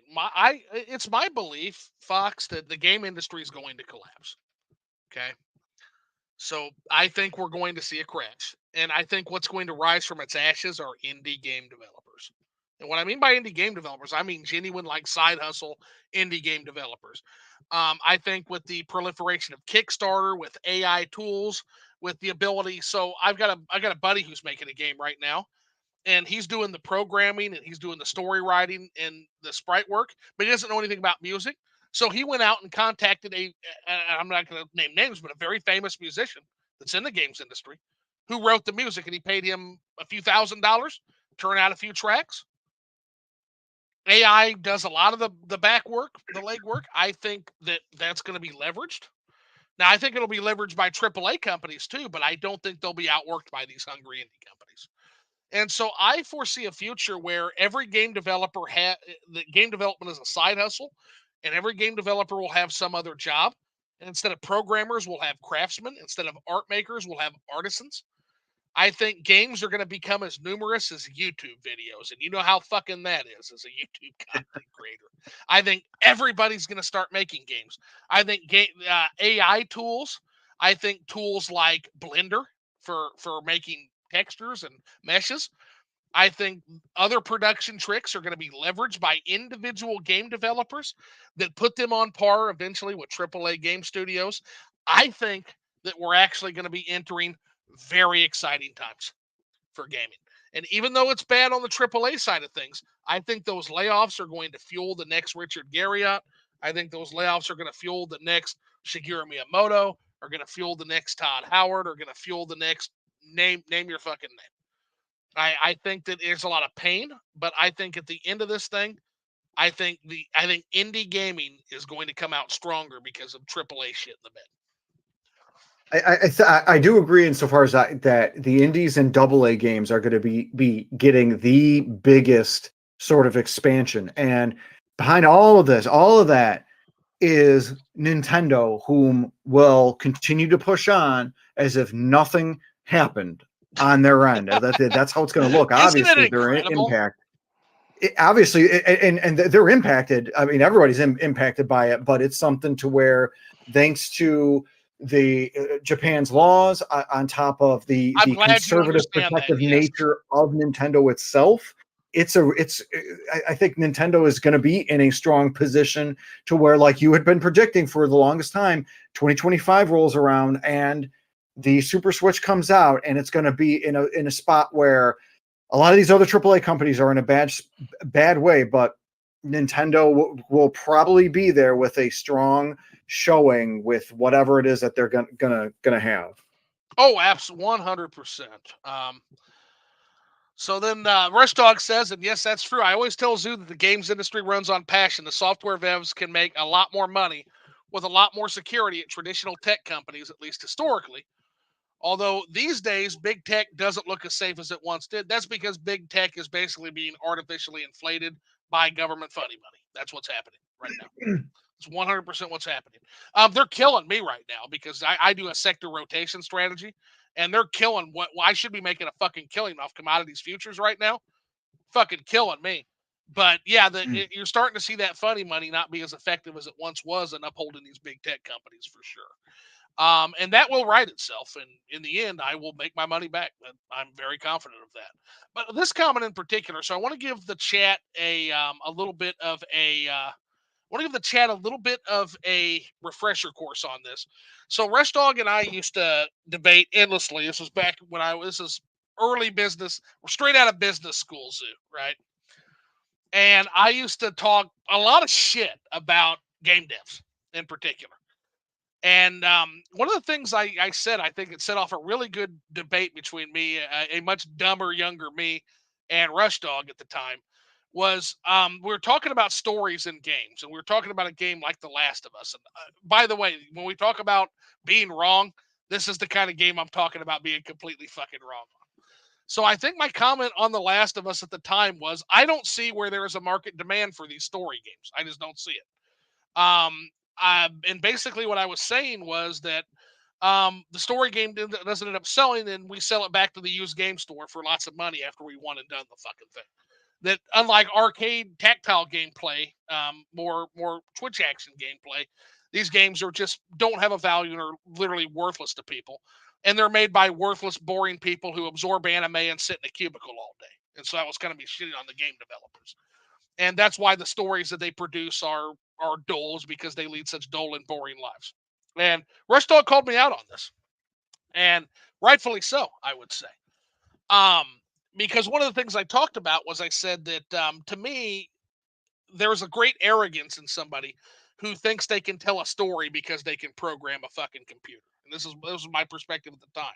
If you look at the greatest storytellers, the greatest stories you might hear about, you might still be talking about a book in 10 years, 50 years if you're lucky. And for those who we still talk about their stories 100 years in the future, those are the masters. And so there's something that I saw at the time, Young Business Zoo, that I saw as being very arrogant. And that is the fact that you think you can tell a great story because you can program a goddamn computer? Get out of here. Yeah, Herman Melville went on 3 fucking whaling vessels. He went on 3 whaling adventures to write Moby Dick. And by the way, for anybody who doesn't understand how fucking crazy that is, go look up what whaling was like back when Herman Melville was alive. You would do it one time if you were fucking lucky. And if you lived through it, like, you would fucking retire. I'm not kidding. This madman got on a whaling boat 3 times to tell that story. And that's the kind of thing that produces amazing content, amazing stories. Now, I stand behind that. I still think there's some truth to that. But what Rush Dog was trying to explain to me back then was that I seem to have a pretty wet behind the ears perspective on what games development is and what game devs are, because there's a lot of interesting people who are game devs as well. And he was completely correct on this. And one of the things he said was that you wouldn't go into games industry unless you were passionate about it, because they abuse those guys so bad. Exactly what I was talking about at the time, where, it's hard to be interesting when they put you in a cubicle for 80 to 100 hours a week. And instead, they can go get a job at Google, like literally getting like warm towels in the morning before they go off to, like, you could go get that job and get paid a lot more. And he was 100% right about that, is my rambling way of saying that. He was 100% correct on that whole thing. Now, he does have to say most of those passion project indie games will be digital only, Sue. Well, my response to that is I will get the best ones in physical. The best ones will come to physical. The best ones will come to me. They'll get a physical, and I stand by But it. but who is the ultimate judge of said best ones? Is it going to be the masses, or is it going to be the individuals who have played it? That's a good That's my question. thing. No, that's a good question. Because So, in terms of what I will get in terms of those passion projects, yeah, the market will kind of gatekeep what games I'm playing for sure. That said, I think there's an argument to be had. Everybody has that dog shit game they love. Mine is Booger Man, a pick and flick adventure for the Sega Genesis. That's a game. That game is fucking dog shit, but I love that game to death.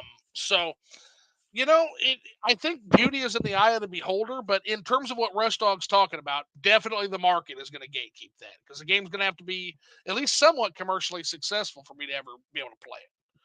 Unless it comes to GOG, Rush. If it comes to GOG, if it comes to good old games, I'll definitely play it, because I will have a physical. It'll be on my SD card. there you go. So for sure. So all righty. Well, that's kind of all I had, at least on terms of mine. I mean, we could talk about a million things. Did you have any questions for me, or anything you wanted to talk about or touch on in particular? Because yeah, I'm always one to hear the other side of the aisle too. I've been growing you and bringing up shit. What do you got? What do you got on the shelf? So I mentioned this a little bit briefly earlier. I This is going to be a little bit of peddling of my latest video, but it's a good discussion point. Always Of welcome. It's Bravely Default 2. It's what I feel is one of the.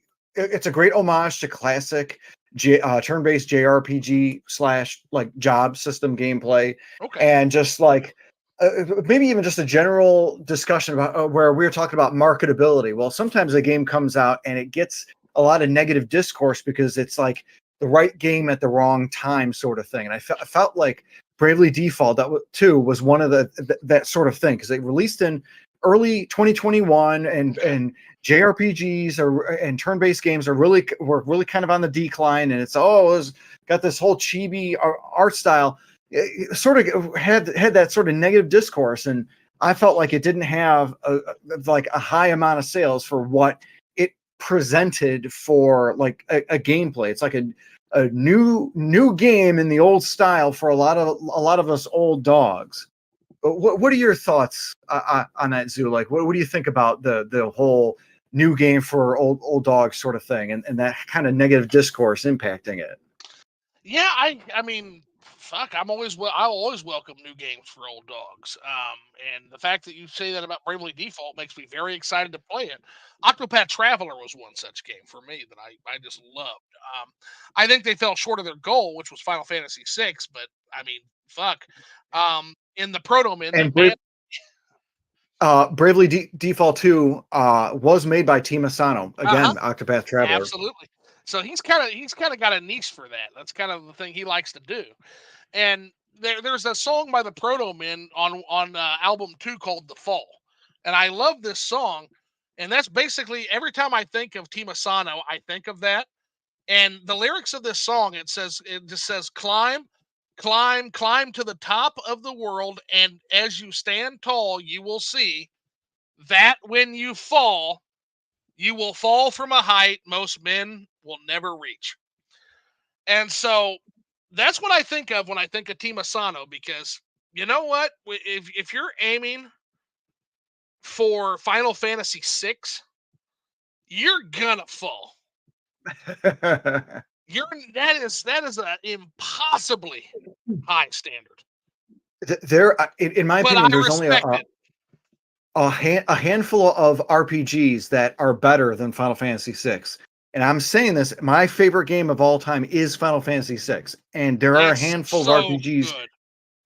that are better than that. One of them is Chrono Trigger. And I think I might have Yeah, broken record. I think you and I talked about well, yeah, that and Rush and I last talk time. about it all the time. If you're gonna ask me if Chrono Trigger is a better objectively game, I'm gonna say yes. If you're gonna tell me if you're gonna ask me if I like it better than six, I don't know. See, I'm the same. I'm the same way, and I love Chrono Trigger, but six is my favorite. Like it cannot dethrone that. I like six, like a little bit better. But Chrono Trigger is masterpiece territory. Not to say six isn't. Six is one of those. Six is literally one of those games. Six in terms of like just my favorite game. Six is absolutely in there. In terms of like flawless masterpieces, I don't know. I would put Chrono Trigger before six. I think in terms of just being a game. Um, there's very few games that I would say are flawless. Just off the top of my head, you've got Chrono Trigger in terms of what they set out to do. Um, Mhm. I would say a game like Chrono Trigger would be flawless. I would say a game like Mario Brothers 3 would be flawless. I would say Tropical Freeze. Tropical Freeze is close. Tropical, I would have to let me replay it again, and I'll get back to you. It's real close because I like the bosses. I like the Oh my level gosh. design. I think the graphics are good. I think the music is some of the best that's ever been put to gaming. Yes. David Wise knocked it out of the Oh my god, he's a goddamn park. genius. He is a genius, dude. Um, I would say a game like Star Control 2. I would say a game like Ultima 7. Morrowind, I would love to say Morrowind. Morrowind is by far my personal favorite game of all time. But I think Morrowind has enough rough edges to where it's that flawed masterpiece. Um, so I couldn't put it with the same standard. Um, I would put, you know what? I would put six up there. I would put six up there. Personal picks also, I would put games like fucking Life Force. And part of that is nostalgia because the fact that you could literally play that shoot 'em up 2 player on the NES. Fucking love Oh, that. that's awesome. I remember doing that with my older brother as a kid. Yeah. Yeah. The Life Force 2 player experience on a shmup was it's pretty amazing. There's a lot of that, but yeah, in terms of new games for old dogs, yeah, Bravely Default I think fits that bill. I think all of Team Asano's bill fits. Mega Man X, yes. Mega Man X, Yeah. Rush Dog, yes, Yep. Yeah. yes. Thank you, Rush There, Dog, yes. there is no, Mega there Man X is is flawless. you cannot think there is no critique against Mega Man X. Uh, I can't think. I'll give you one, and it's joking. It's that fucking spider boss. Fuck you. Fuck you. Every time so many goddamn runs in it by that fucking spider. Ah! But again, good boss, still a great boss. It's not its fault. I don't know what the fuck I'm doing when I get to that particular boss. That's my own kryptonite. But everybody knows the spider boss. That's the yellow devil of that game. Oh, see, no, I'm gonna disagree. The Okay. yellow devil is the devil. Yellow devil in the first Mega Man. There is no other yellow devil. Okay. Yeah, I think I'm sorry. I think I did the spider boss dirty. I think you're right. Not even yellow devil in Mega Man 3 is a yellow devil. No, like Mega Yellow Man, Devil in Mega Man 3 is manageable because of that kit you have. yeah, and even having the energy tanks makes it Yes. easy. And honestly, I feel I'm one of the crazy people that thinks that Mega Man 3 is one of the easier Mega Man games. Now Rush Dog also says Ikaruga, and that makes me so fucking excited to finally get to Ikaruga. I'm so pumped. I'm so bad with the Shmups? consoles and games in the aughts because Okay. I missed Ikaruga. I missed it. Yeah, I missed it too. Oh. I missed it too. I'll tell you what I didn't miss though. I know the style of game he's talking about though. That's the bullet hell shmup. And Yes. and here's what's an amazing thing, and only a weirdo like me can give a story like this, right? And I tell this in my Esprit de Psi review. And that is the story of how I found the bullet hell shmup. And it actually wasn't Ikaruga. It wasn't Radiant Silvergun. It was none of the games you would think. The way I discovered bullet hell shmups was actually cave shooters like Dodon Pachi. Oh wow.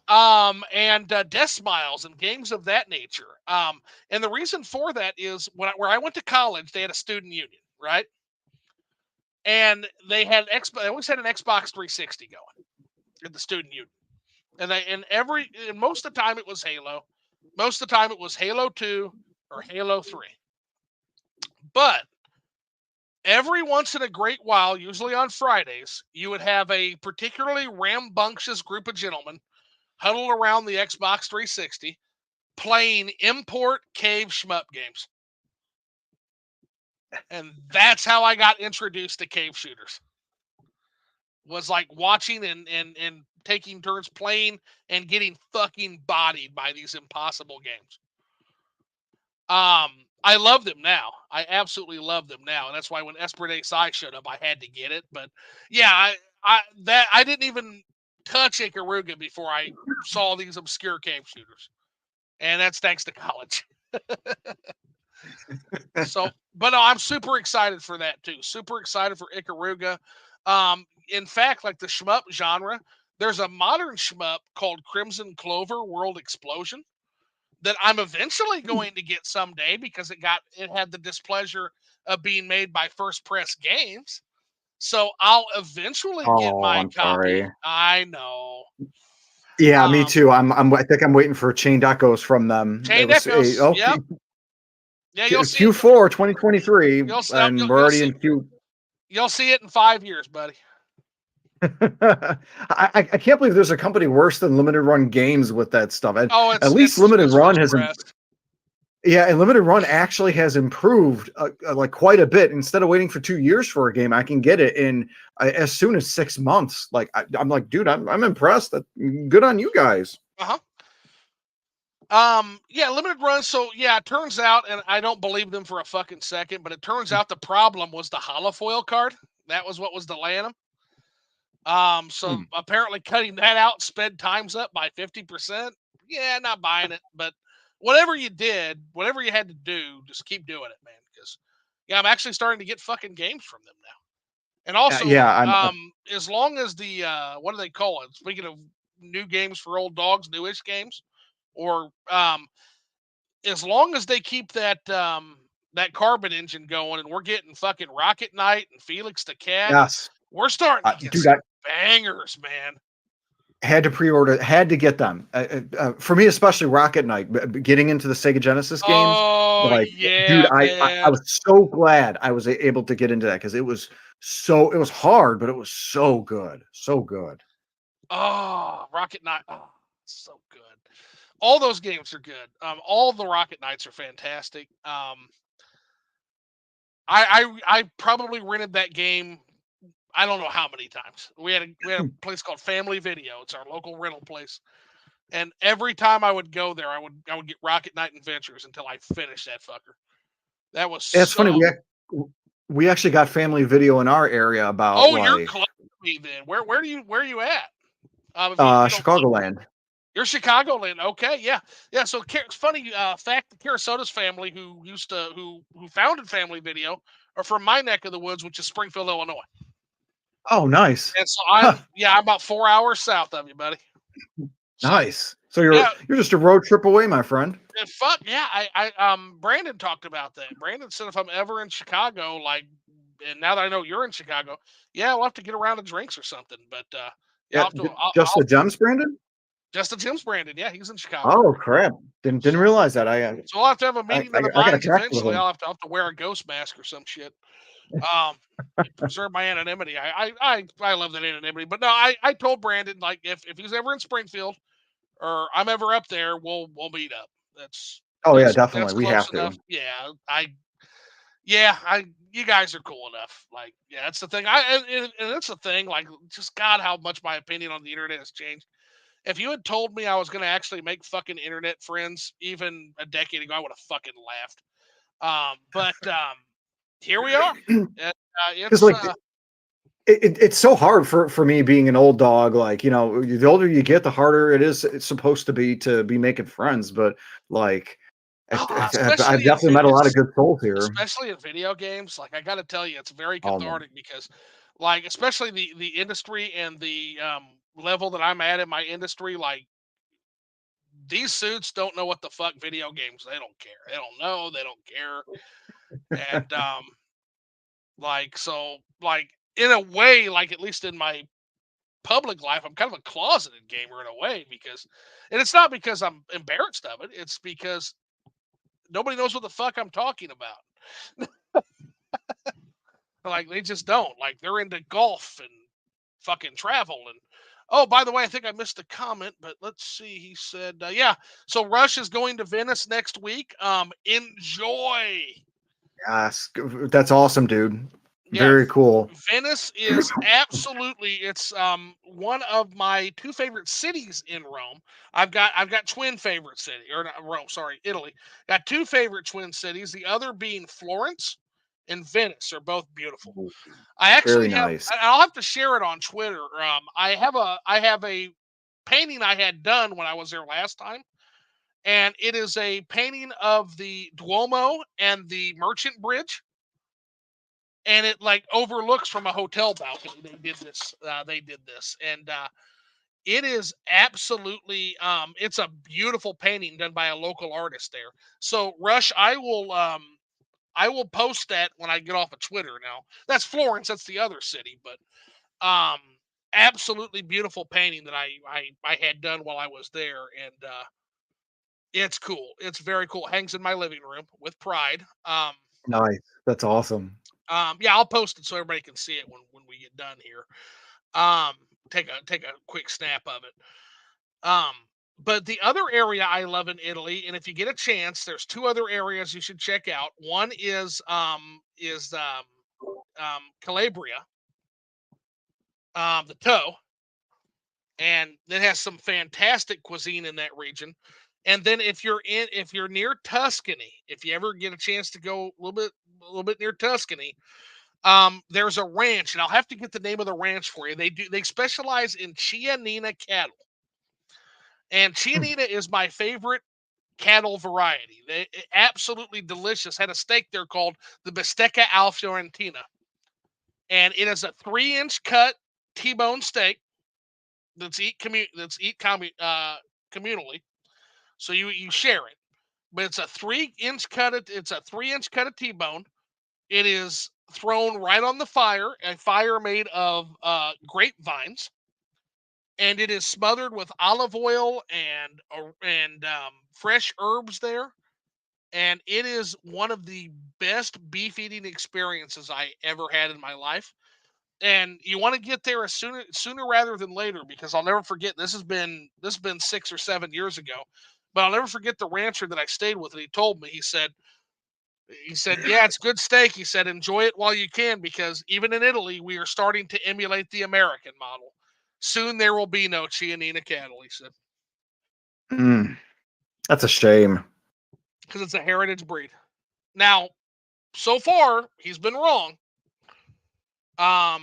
In fact, I think like Hereford steers and like Angus steers, which are kind of the dominant heritage breeds you see. But Chianina is kind of a heritage breed of cattle, and it's very good, and it's awesome. Um, I actually prefer it to some of the Japanese steaks. Yeah, definitely try it. A Chianina cattle, it's called. And what you want to do is you want to order, if they have it, the bistecca al Fiorentina is the name of the steak. And oh my god, yeah, to do that and sit around a bonfire and eat steak and talk to local weathered ranchers, that is an adventure, my friend. That is what we do outside of video games. That is how we have interesting experiences. That's how we live, man. It's Yeah, because it's not just video games. You got to touch grass. You got to have additional 100%. hobbies. Everything. Cozy Fagier actually had a great video about being in gaming slumps that she just released recently, Yes, and I just saw that it great was video. it was excellent because the whole idea of just being so immersed in a particular game series or genre or something like that, you can burn out. That's a real thing. So Mm-hmm. sometimes you got to diversify your lineup.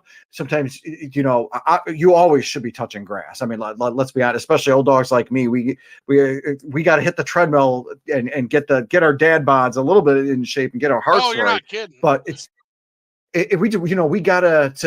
we have to make sure that we're diversifying not just the games, but just life in general. And I loved Cozy Vegie's video because of that, because it was emphasizing of, hey, it's not just video games, it's also this hobby and doing stuff outside and traveling and everything. And those things. Yeah.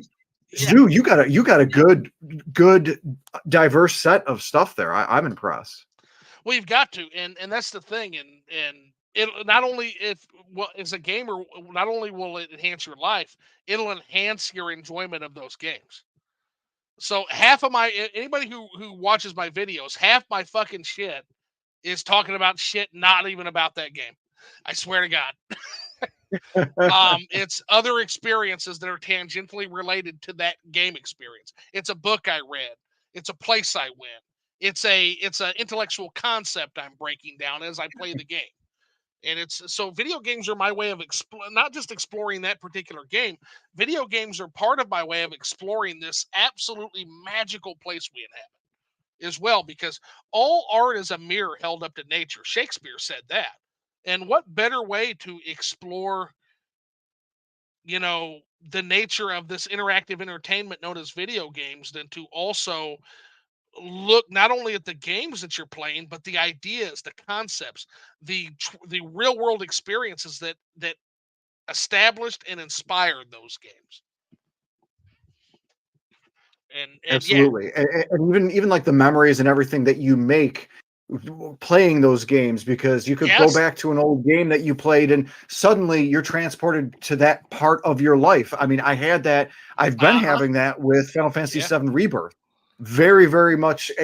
It's like I'm back to being 13, playing Final Fantasy VII, the OG, with my buddies. It's like I'm back there, and yeah. and It it enhances it. It's an it, enhancer. it does. Playing. Um, yeah, I'll never forget you tied the wealth of nations to freaking Downwell. Rush Dog says.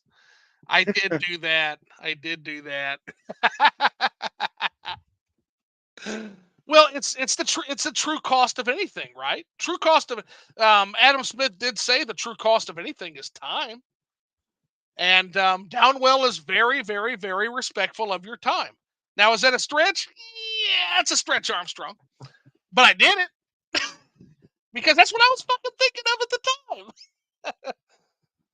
time. Yeah, yeah, exactly. Yeah, Wealth of Nations to Downwell. It's a thing.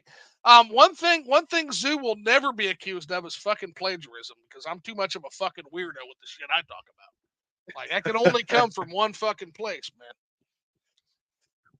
Like, Uh, but oh, 100%. one of the things that Rush had said, asking if Bravely Default's 2 is better than Final Fantasy 5. I'm gonna say yes, and I've played 5, probably played or replayed it about 6 to 8 times, and Bravely Default 2 only twice. And I still think Bravely Default 2 is better. I'm crazy. So again, I'm and, and crazy. and coming from somebody who Final Fantasy V for the longest time was my favorite, but the more I played it, the more faults I found with it. In particular, once I started caring about such things, the story aspect of the game, I think is a big weakness. So, Bravely Default, I would honestly say, if it does a good job system and it has a story that even halfway makes you care more than Final Fantasy V, you're already at the better than point. It just Yeah, it really flubs it really flubs making you care about its cast. Final Fantasy V does. Um, yeah, and with you just don't Bravely care. Default 2, it had a lot of those moments where it was like dark, and you'd be surprised at how dark it got. And there's a lot of parallels to a number of historical events in real life that are Interesting. used in it and Okay. married well. So it's I, I want. I'm so bad where I've played Bravely Default 2 twice, but I've yet to play the first one or its direct sequel on the 3DS. But that's because I don't like the physical 3DS. I think it's one of Nintendo's worst handheld systems, the 3DS. But my whole thoughts on that, Oh, I hated the 3DS. As an investor, I hated the 3DS. As a gamer, I never had it. But I will save my thoughts on the 3DS for the next time that you have me out, okay, Zoo. How about that? sure, 100%. We'll talk some 3DS because 3DS is literally where I threw the towel in on Switch investment. That's where I sold. That was where when that got announced. When they told me that was the next thing, Audi. Nope. Yeah, Because it you're was it's funny. It's one of the few times Nintendo tried to follow a trend. They literally tried to follow the trend of like all the 3D and 3D movie, 3D TV stuff that obviously it was a fad.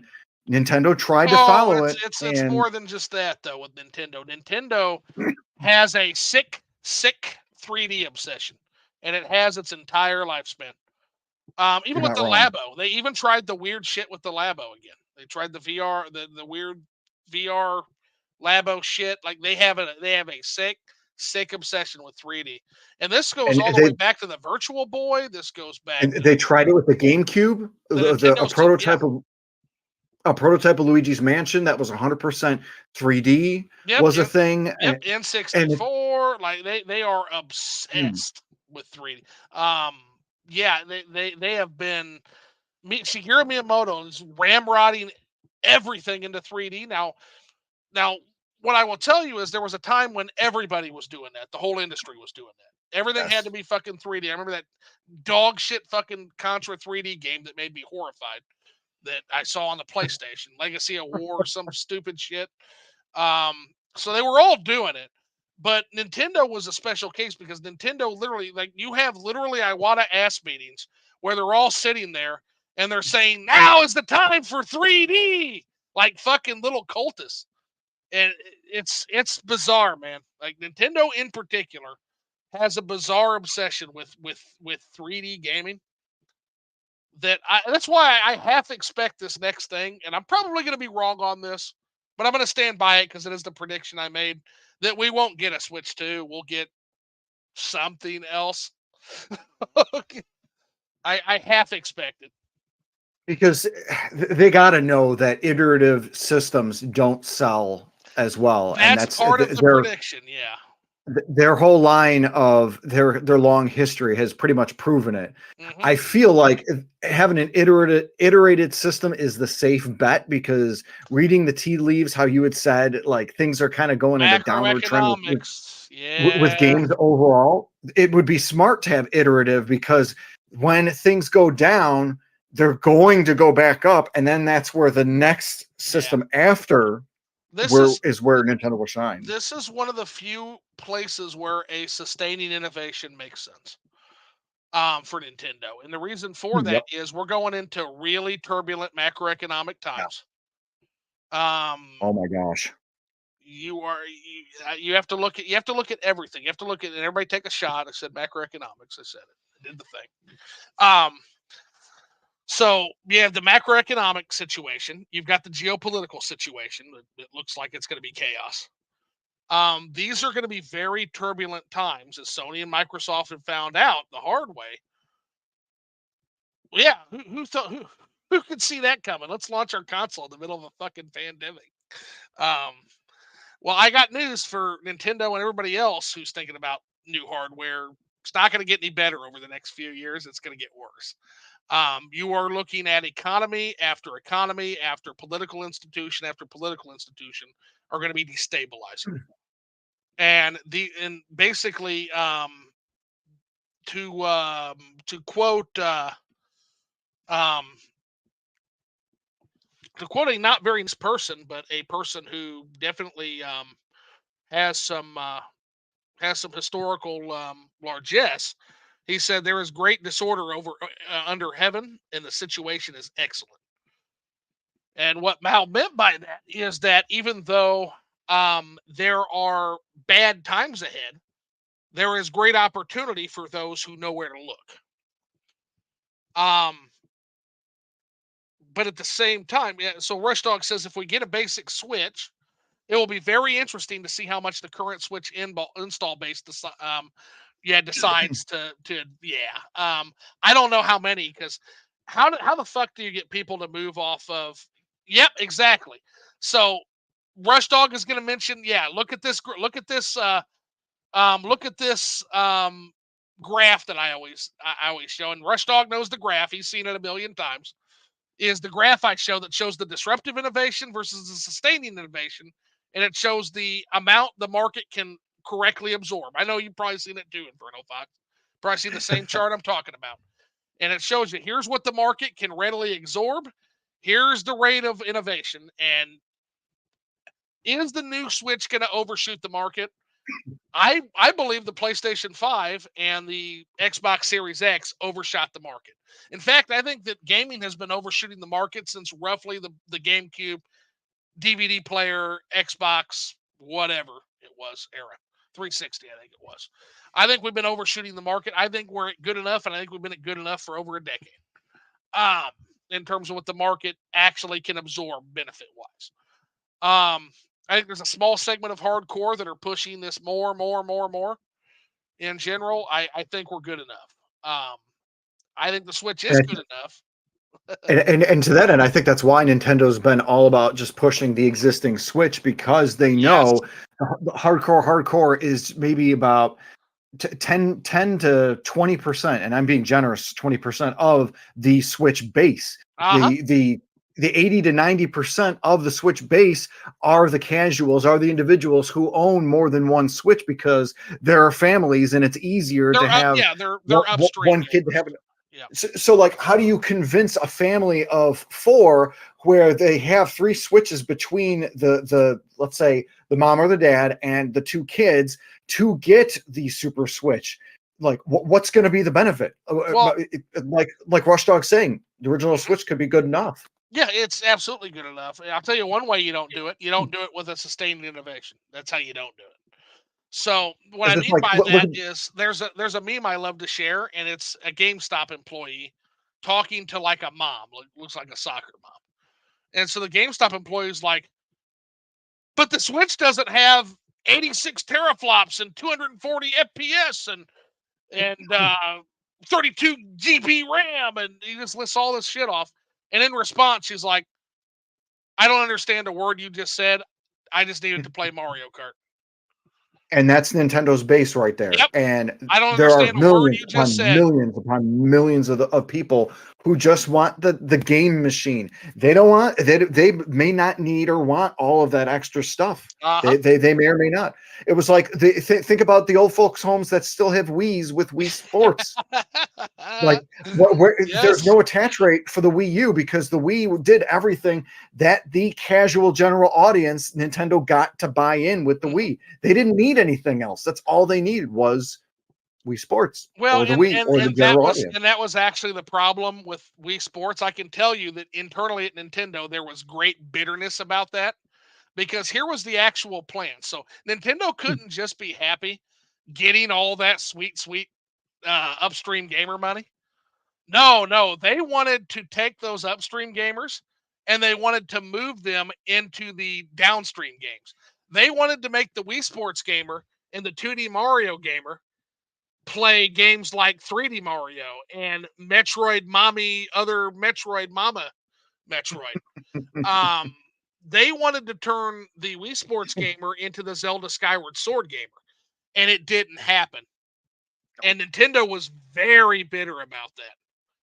Nintendo was very bitter about that internally. I would argue they were not as bitter as Sega of America succeeding selling the Genesis over Sega of Japan in the 90s. I would argue that they weren't that bitter.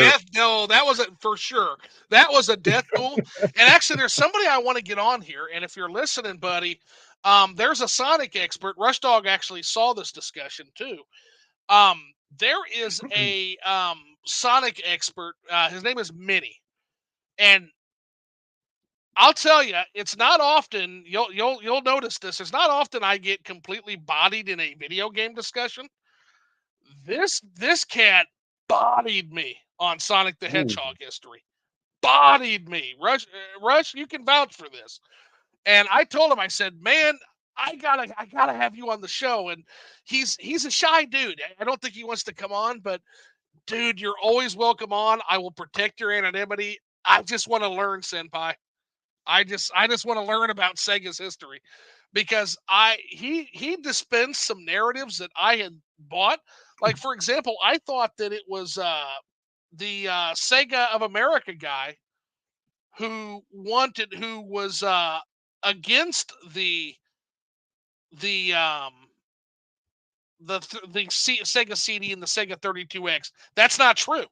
Sega of Japan was against that constant reiteration, and they wanted to focus just on the Genesis. It was literally the opposite of what I thought. I was living in some fucking bizarro land, apparently. Yeah.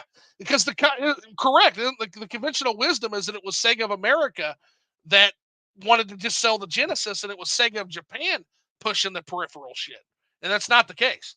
And he had the receipts. He had the actual receipts to that. It was wild. I've never felt more bodied in my life in a video game discussion. But it's a good thing. Sometimes being told and learning and everything like that. I love it. If you can properly body me, you get my respect. And just ask Rush. That's how he got my respect. He did that a couple times. Tom Kalinske, that's it. Yeah, Kalinske is the villain in that story. President. Tom Kalinske is the villain in that story, and many actually brought this to light because, yes, Tom Kalinske did aggressively market the Genesis, but he was selling them at a loss, and that's what brought Sega of Japan in to say, you got to stop this shit. It doesn't matter that you're beating Nintendo in sales because you're fucking bankrupting us. Like, that's what was actually happening, and I was really amazed to see that. Like it was an interesting time. I love hearing all the this is what actually happened sort of thing, and I'm going to be interested. This current era we're in now, what it's going to be, the stories that are going to come from this era. I'm going to be curious. Well, it helps, and again, it helps to know what the fuck you're talking about, and there's no better, worse feeling in the world than learning something new, but at the same time, like publicly being shown you don't know what the fuck you're talking about. So that's what Minnie did to me on Sonic. It's what Rush did to me on the PlayStation and the Sega Saturn. Because again, as a guy that wasn't there, I decided to open my big fucking mouth and talk about how the PlayStation was the place for 2D gaming. And Rush is like, bud, you don't know what the fuck you're talking about. That was the Saturn. PlayStation was anti 2D to a massive extent. From what I know, and I don't know a lot, but from what I've heard, the Saturn apparently had some baller games. And I'm pissed because we didn't get we got a fraction of what localized for the US that like Japan got from every. I would love for Sega to do some sort of like Saturn Mini and educate this like plebeian right here when it comes to the Saturn, because I know nothing beyond Well, all of everything that I've had to learn. I know just the guy, and I don't even know if he's around anymore. He's one of my dream teams to get on here, and that's from the old forum days, and that's RVG Fanatic. That's fucking Kiko from RVG Fanatic. Do you know RVG Fanatic? I've heard of them. Old website. Actually, you talk about a guy who has probably more of an influence on my writing than anybody. And if you look at my writing, you'll see, if you know RVG Fanatic and you know Hardcore Gaming 101, you're going to see that's probably where most of my video game writing influence comes from, is those two sources. Yeah. In terms of the style that I try to go with. RVG Fanatic has the very personal touch that he brings to everything he writes, and HD 101 in the way they break down the game and the way they kind of discuss the game itself. I kind of blend those two styles together. Neither as good as either of one of those two can do, but I do both, so I like to think that's my innovation. Man. Yeah, so here it is. Yeah, so Sony actively discouraged 2D games in America during the PS1 era, and he brought the receipts for that fucking discussion. 100%. 100%. Yeah. See, the mistake I made is I was looking at Nintendo, and I was so mad at Nintendo because to me, Nintendo seemed even more hostile to 2D games than Sony did. So that's where I was looking at that from. And Rush is right. What I was doing is, number one, I wasn't looking at the actual facts on the ground. The fact that Sony actively discouraged 2D games themselves. The fact that the best-selling games, and Rush proved this too, is all 3D games. All 3D games are the top-selling games on the PlayStation, with few exceptions. And no amount of my but R-Type Delta could change that fact. It just couldn't. If you wanted 2D gaming, you were on the Sega Saturn. I didn't know the Sega Saturn fucking existed because I'm a moron. Therefore, I didn't do much gaming in that era. Because that's what I wanted, was the 2D games at the time. I was very hostile to 3D at first. Yeah, dude. I like I said, I would kill for a Sega Saturn Mini. Ain't gonna happen, but I would love, because some of the That would be the beautiful. 2D gems. That would be beautiful. So yeah, Rush, RVG loves SNES almost as much as Zoo. Yeah. Yeah, he splits his love though. Like, he also loves Saturn. That's why he would be the guy to get on with you, InfernoFox. Got to get him on sometime. He still writes. Like, I still follow his RVG Fanatic. He's got a new blog. It's still RVG Fanatic. It's just on a new website because all the GeoCities Angel Fire shit we used to all write on is gone, long gone. Yeah, RVG, I'd like to get on. And Rush, if you're still in contact with Masamune, I would love to get you, me, and Masamune on for and if we could find Grim, if we could find fucking Grim, I got a lot to say to that guy. Like, I got I'd a watch lot. that. I'd watch that. Did you ever see my debates with Grim on the old SNES hub days? Have you been to that website? There's some, oh man, there was some wild stuff, and he was right about a lot of shit. Again, that was fresh out of business school, Zoo. And fresh out of business schools, who was a fucking idiot.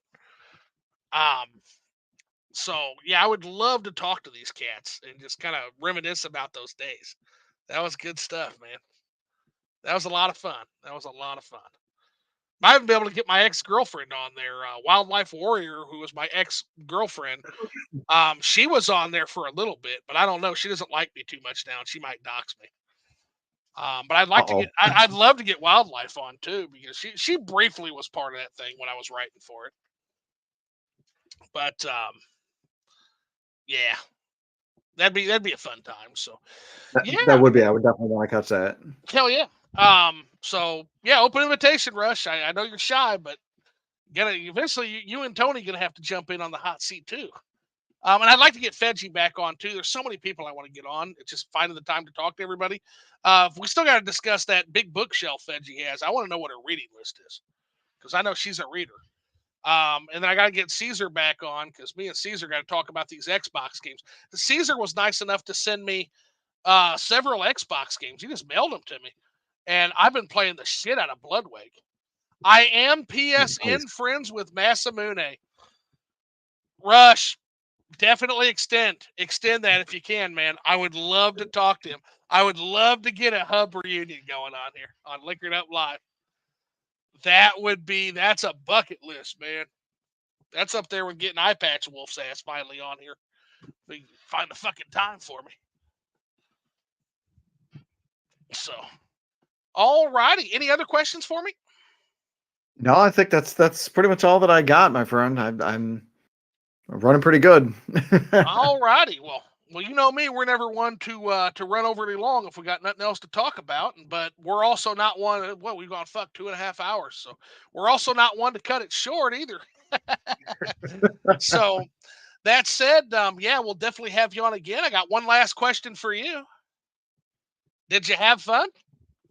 Oh, absolutely. Always have fun with Liquored Up Live. Thank you so much for having me. I Oh, really appreciate it. 100%. Yeah, there'll be more. There'll be more. I think my next one, I think we're finally going to get the elusive Metroid freak on. I think he's going to come on and discuss some stuff with me. So I Oh, think excellent. it's going to be Sunday. He's a good cat. And so yeah, he's not a content creator. Well, I take that back. He is now a content creator because he's actually starting to stream some of the Metroid games. He's streaming Fusion, streaming Metroid Prime. And that dude is to Metroid games what Belmont is to Castlevania. Oh, dang. Yeah, that Then you guy guys, is. you know you're in for a good time with that. Oh yeah, no, that guy is. Yeah, check out Metroid Freak streams. If he's on Twitter and he's got a link to his YouTube site, and definitely give it a go. That's a lot of fun. He's trying to break some records right now. Like he's working on some record breaking. So he's Nice. actually doing some speed running shit, and yeah, he's good. It's the same with Belmont. Like you ever see Mad Belmont? I say that guy can do fucking things with holy water that you wouldn't believe. Like he can clear that corridor with the axe assholes and the Medusa heads in no time flat. He just bulldozes through that fucking corridor that I can't ever get past. Like that's where my Belmont's adventure ends just about every fucking time. So yeah, in fact, yeah, I have to check them out too because they're yeah, Bash and Belmont are putting together a pretty good group of people over there on Retro Force. So I'm kind of excited to Yeah. see that start to take off. I'm gonna be excited for that. It's gonna be more good content. Yeah, absolutely. They're it's 10 YouTube content creators all together. Excellent people. Both what we see here on YouTube and both outside of it. Fantastic individuals that I've worked with on and off since being in the game. So I can't recommend Super Retro Force enough. Definitely. Yeah, 100%. So I guess we'll wrap it up there. I guess I'll end on just saying, hey, to whoever hacked Miss Bubbles and any of those scammers, you're a bitch. And fuck you. Get fucked. Seriously, man. Like, what are you doing? Is that what you want to do with your life? Like, come on. I guess on that note, we'll go ahead and kick everybody out. But I love you all. Thanks for coming out. For those who stuck around this fucking long, we'll do it again maybe Sunday. Again, I'd say tentatively because again he's a busy dude. He's got a family life. We'll see if we can get him on. But yeah, I'm thinking Sunday is going to be the day we get him back. So take care, guys. Love y'all. I'm gonna go back to playing some fucking Morrowind. Take care now. Yes. You want to stay Take on care, too? guys. I'll talk to you a little bit in the aftermath. Sure.